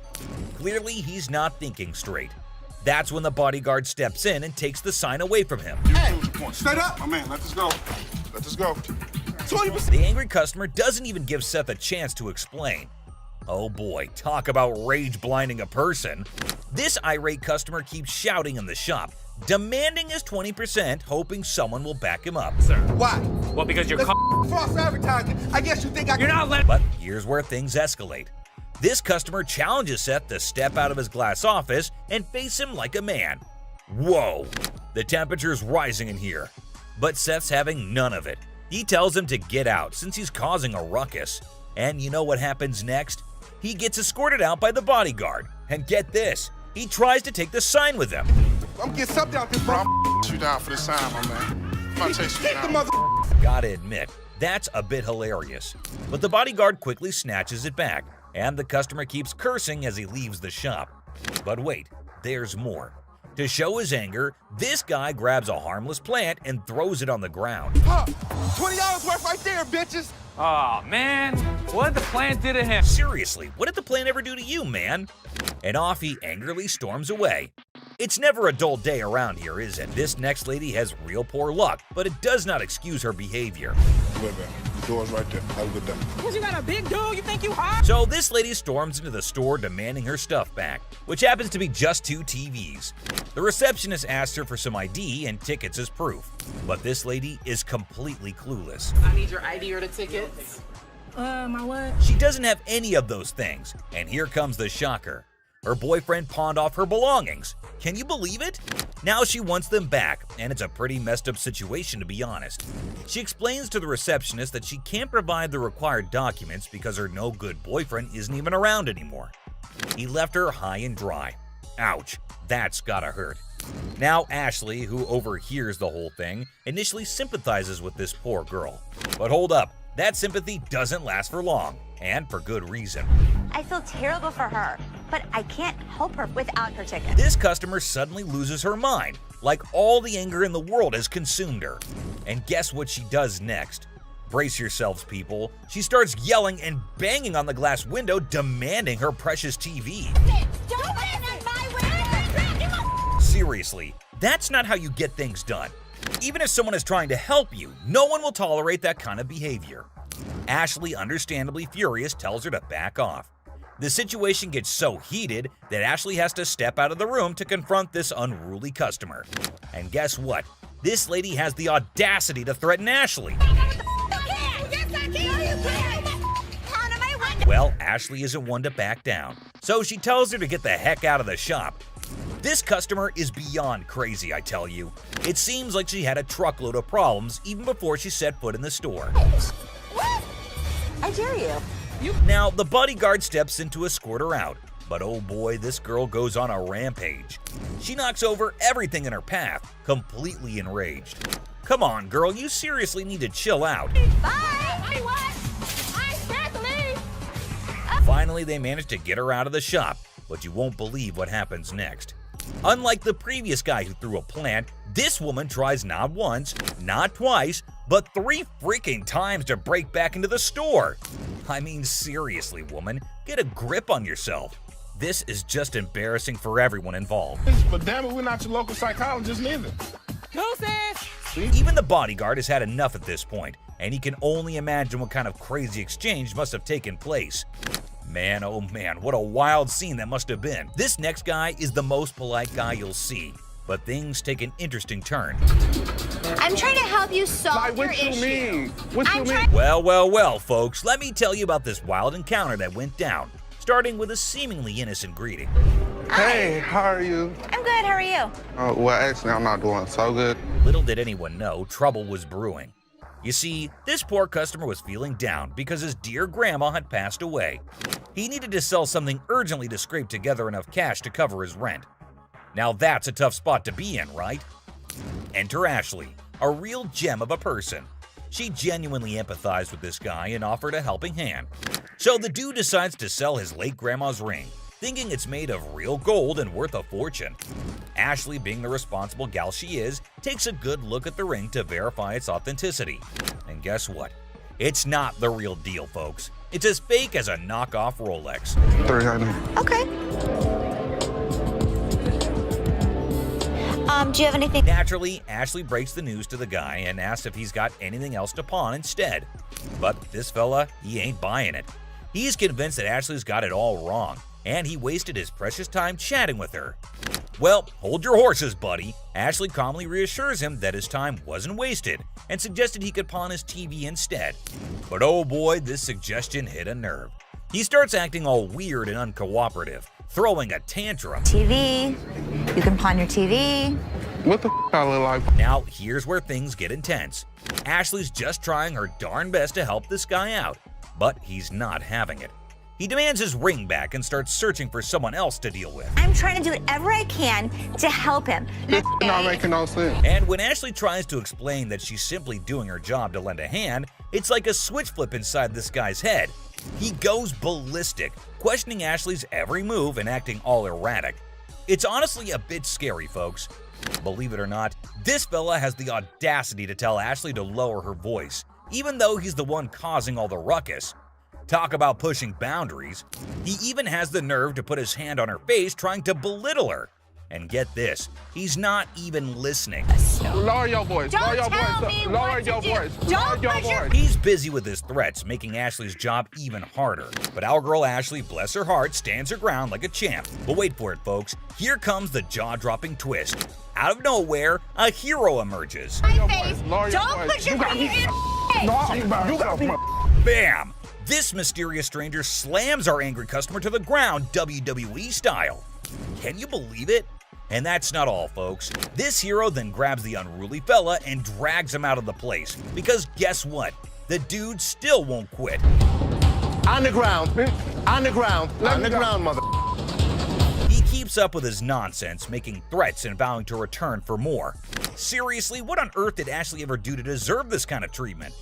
It's downright mind-boggling, folks. Well, the last person on this list is no less than any other irrational person than earlier. If the item was worth the money, I would give her money, but he was a loudmouth. It's just another ordinary day at the shop when this woman walks in, hoping to make some quick cash by selling her jewelry. Pretty common scenario, right? How you doing? I'm good. Trying to find this here. Well, here's the twist. It's also quite common for people to claim that their jewelry is real, when in fact, it's not. But it all depends on how they react when they find out the truth. Now, this particular woman already seems a bit agitated as she approaches the counter to sell her rose gold earrings. Les, the shopkeeper, takes a look at the earrings and bluntly informs her that the color is not real. Surprise, surprise. I can feel you. Okay, so what's up? They're not real. The woman didn't see that coming.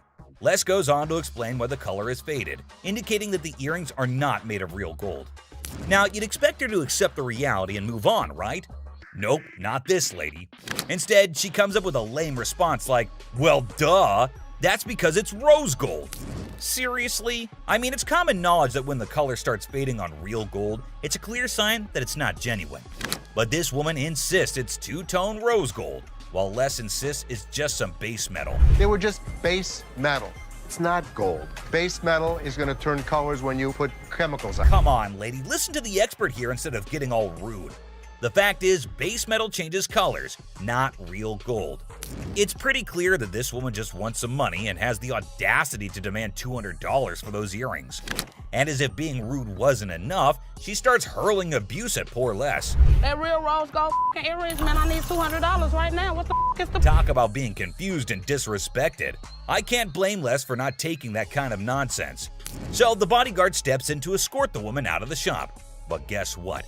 She keeps insisting that she wants her money and even asks the bodyguard to check the earrings again. Seriously, lady, drop it already. Here's the funny part, and you'll never guess what Les did next. Yeah. You want me to wrap these up? Yes, he did that. I mean, why bother with someone who refuses to listen, right? Eventually, the woman is escorted out by Les and the bodyguard. But she doesn't give up that easily. She actually tries to break into the shop not once, not twice, but 3 times. I can't help but feel secondhand embarrassment for her. It's like witnessing pure insanity. I can't tell. He's out. In conclusion, this woman's behavior was out of line. Instead of accepting the truth and moving on, she chose to be rude, abusive, and persistent. It's a good thing Les and the bodyguard stood their ground and didn't let her disrupt the shop. Let's hope she learns a lesson from this and thinks twice before causing such a scene in the future. You never know what surprises will walk through that door.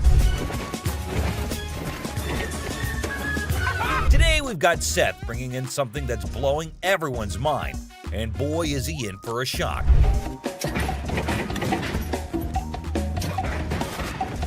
Our friend Penny rolls in with a rare 83 T-top Cutlass, lowrider frames, and a fully customized beauty. Whoa, whoa, whoa! This is the stuff dreams are made of. These babies are like finding a needle in a haystack these days, and you can see Seth's eyes light up with excitement. Easy there, Seth, don't get too carried away. We see all types of old cars come through the store. Does it do the 4-wheel hop? It could if you wanted it to. This amazing car is decked out with 4 switches and can hop up to 72 inches in the front. And guess what? If you're up for it, it can even do a 4-wheel hop. Talk about a versatile ride. You wanted it to, it's equipped to, but it's very rare we see a tricked out car that actually jumps off the ground. This car is the real deal, folks. It's got all the bells and whistles you could imagine. How often do you come across a fully equipped ride like this? Seth can't help but admit that it's incredibly rare to see a car that's not only fully customized, but can also jump off the ground. He can't resist showing off, telling us about the car's 4 hydraulic pumps and a whopping 14 deep cycle batteries. More batteries mean more power, right? Seth and his buddy can't resist the temptation to hop in and experience it firsthand. And let me tell you, they are having a blast.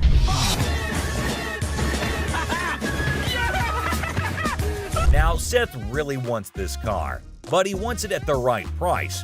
Penny, on the other hand, is hoping to fetch $12,000 for it. Will Seth bite the bullet and make the deal? Well, here's the twist.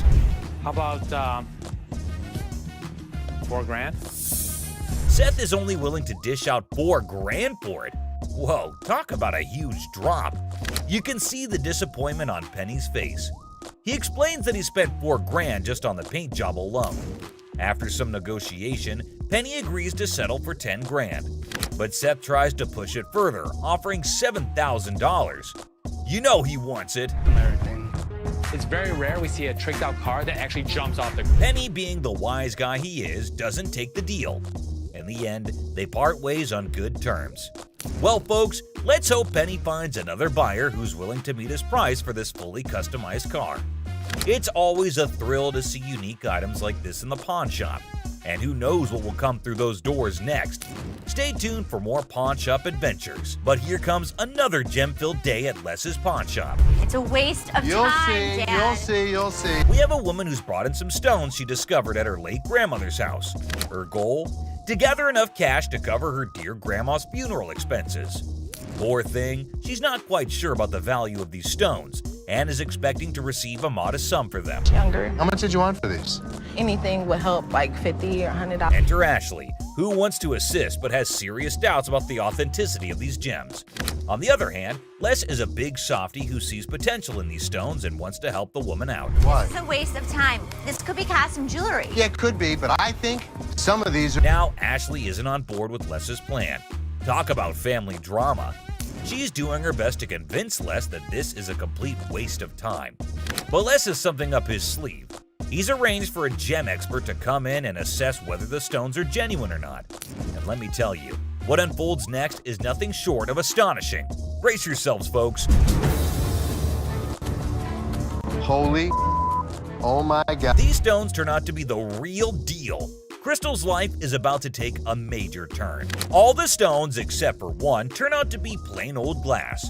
But that one stone, oh boy, it's a game changer. It's a rare Burmese ruby worth a whopping $10,000. Les's hunch was spot on, and boy does it pay off.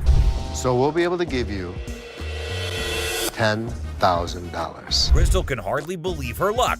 She's ecstatic and still pinching herself to make sure it's real. And you know what? Les deserves a round of applause for his intuition and faith in those stones. Well done, Les. It just goes to show that sometimes you can stumble upon hidden treasures in the most unexpected places. Crystal's journey from uncertainty to a life-changing discovery is a testament to the unpredictable nature of the pawnshop world. Who knows what other surprises await us in the future? Stay tuned, folks, because the adventure at Les's pawn shop is far from over. Hold on to your seats because this next guy is about to unleash some of the rarest goodies on the market. 5, 6. Brace yourselves, space geeks, because this is gonna blow your mind. So this guy rolls up with a bunch of crates, and let me tell you, the anticipation is real. Got a couple things. I have some Star Trek things, and I also have things from NASA. He's got some seriously cool stuff from the Star Trek universe, and even NASA. I mean, come on, that's pretty awesome. It's clear that this dude is a space enthusiast through and through, and his collection is off the charts. Honestly, it's a total flex. Like seriously, you gotta take a look at this thing. This is all the kind of stuff that you're into. Now, here's the kicker. Ashley confesses that she and her brother aren't exactly die-hard Star Trek fans. But guess what? Every time they get anything Star Trek related in their shop, it flies off the shelves. I'm not a Trekkie girl, my brother's not a Trekkie guy, but when we get Star Trek stuff in here, it flies off. Talk about a lucky break, huh? This guy managed to gather all these valuable items from various Star Trek conventions across the country, thanks to his gig as a truck driver. Talk about dedication to the cause. But wait, it gets even better. He pulls out this kit from Paramount Studios, which is a seriously impressive piece in his collection. To give to radio station to run ads for the show. And it's an authentic set that was sent to a TV executive when Deep Space Nine first hit the screens. Now that's some next level stuff right there. You can't help but appreciate the sheer coolness of it all. Here's the catch though. All this awesomeness comes at a price, and Seth, our shop owner, is taken aback by the asking price. This was $1,000? Yes. Wow. $1,000? Yes. Why? Why is that so Because much? it's custom built and it all lights up and works. The guy wants a whopping $1,200 for everything, unless ever the savvy negotiator tries to bring it down to $700. It seems like a stalemate, but fear not, because Ashley steps in with her clever thinking. After some intense back and forth, Ashley manages to strike a deal. $800.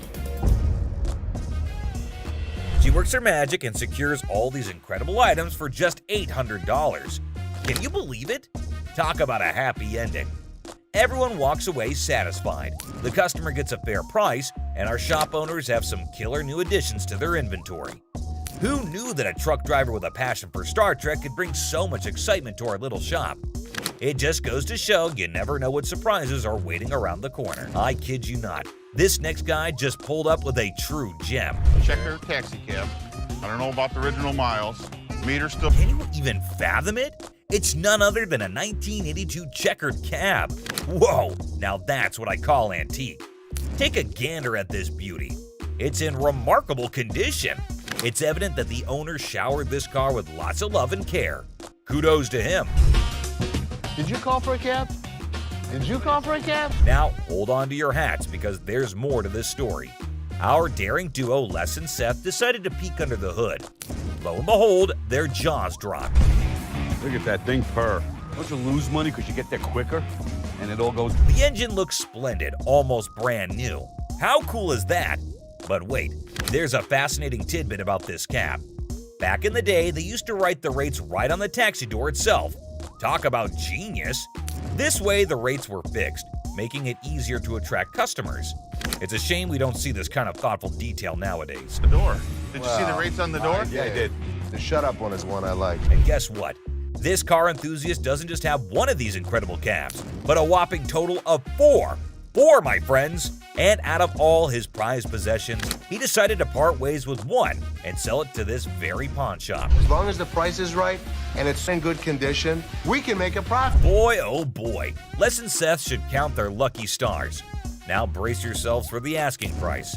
This customer is seeking a jaw-dropping $10,000. Can you believe it? Les, being the inquisitive one, questions the reason behind such a hefty sum for what seems to be a mere antique car. Sensibly, Seth suggests that the customer take the car for a spin, just to ensure everything is running smoothly. Perhaps then they'll be able to negotiate a fair price. Good thinking, Seth.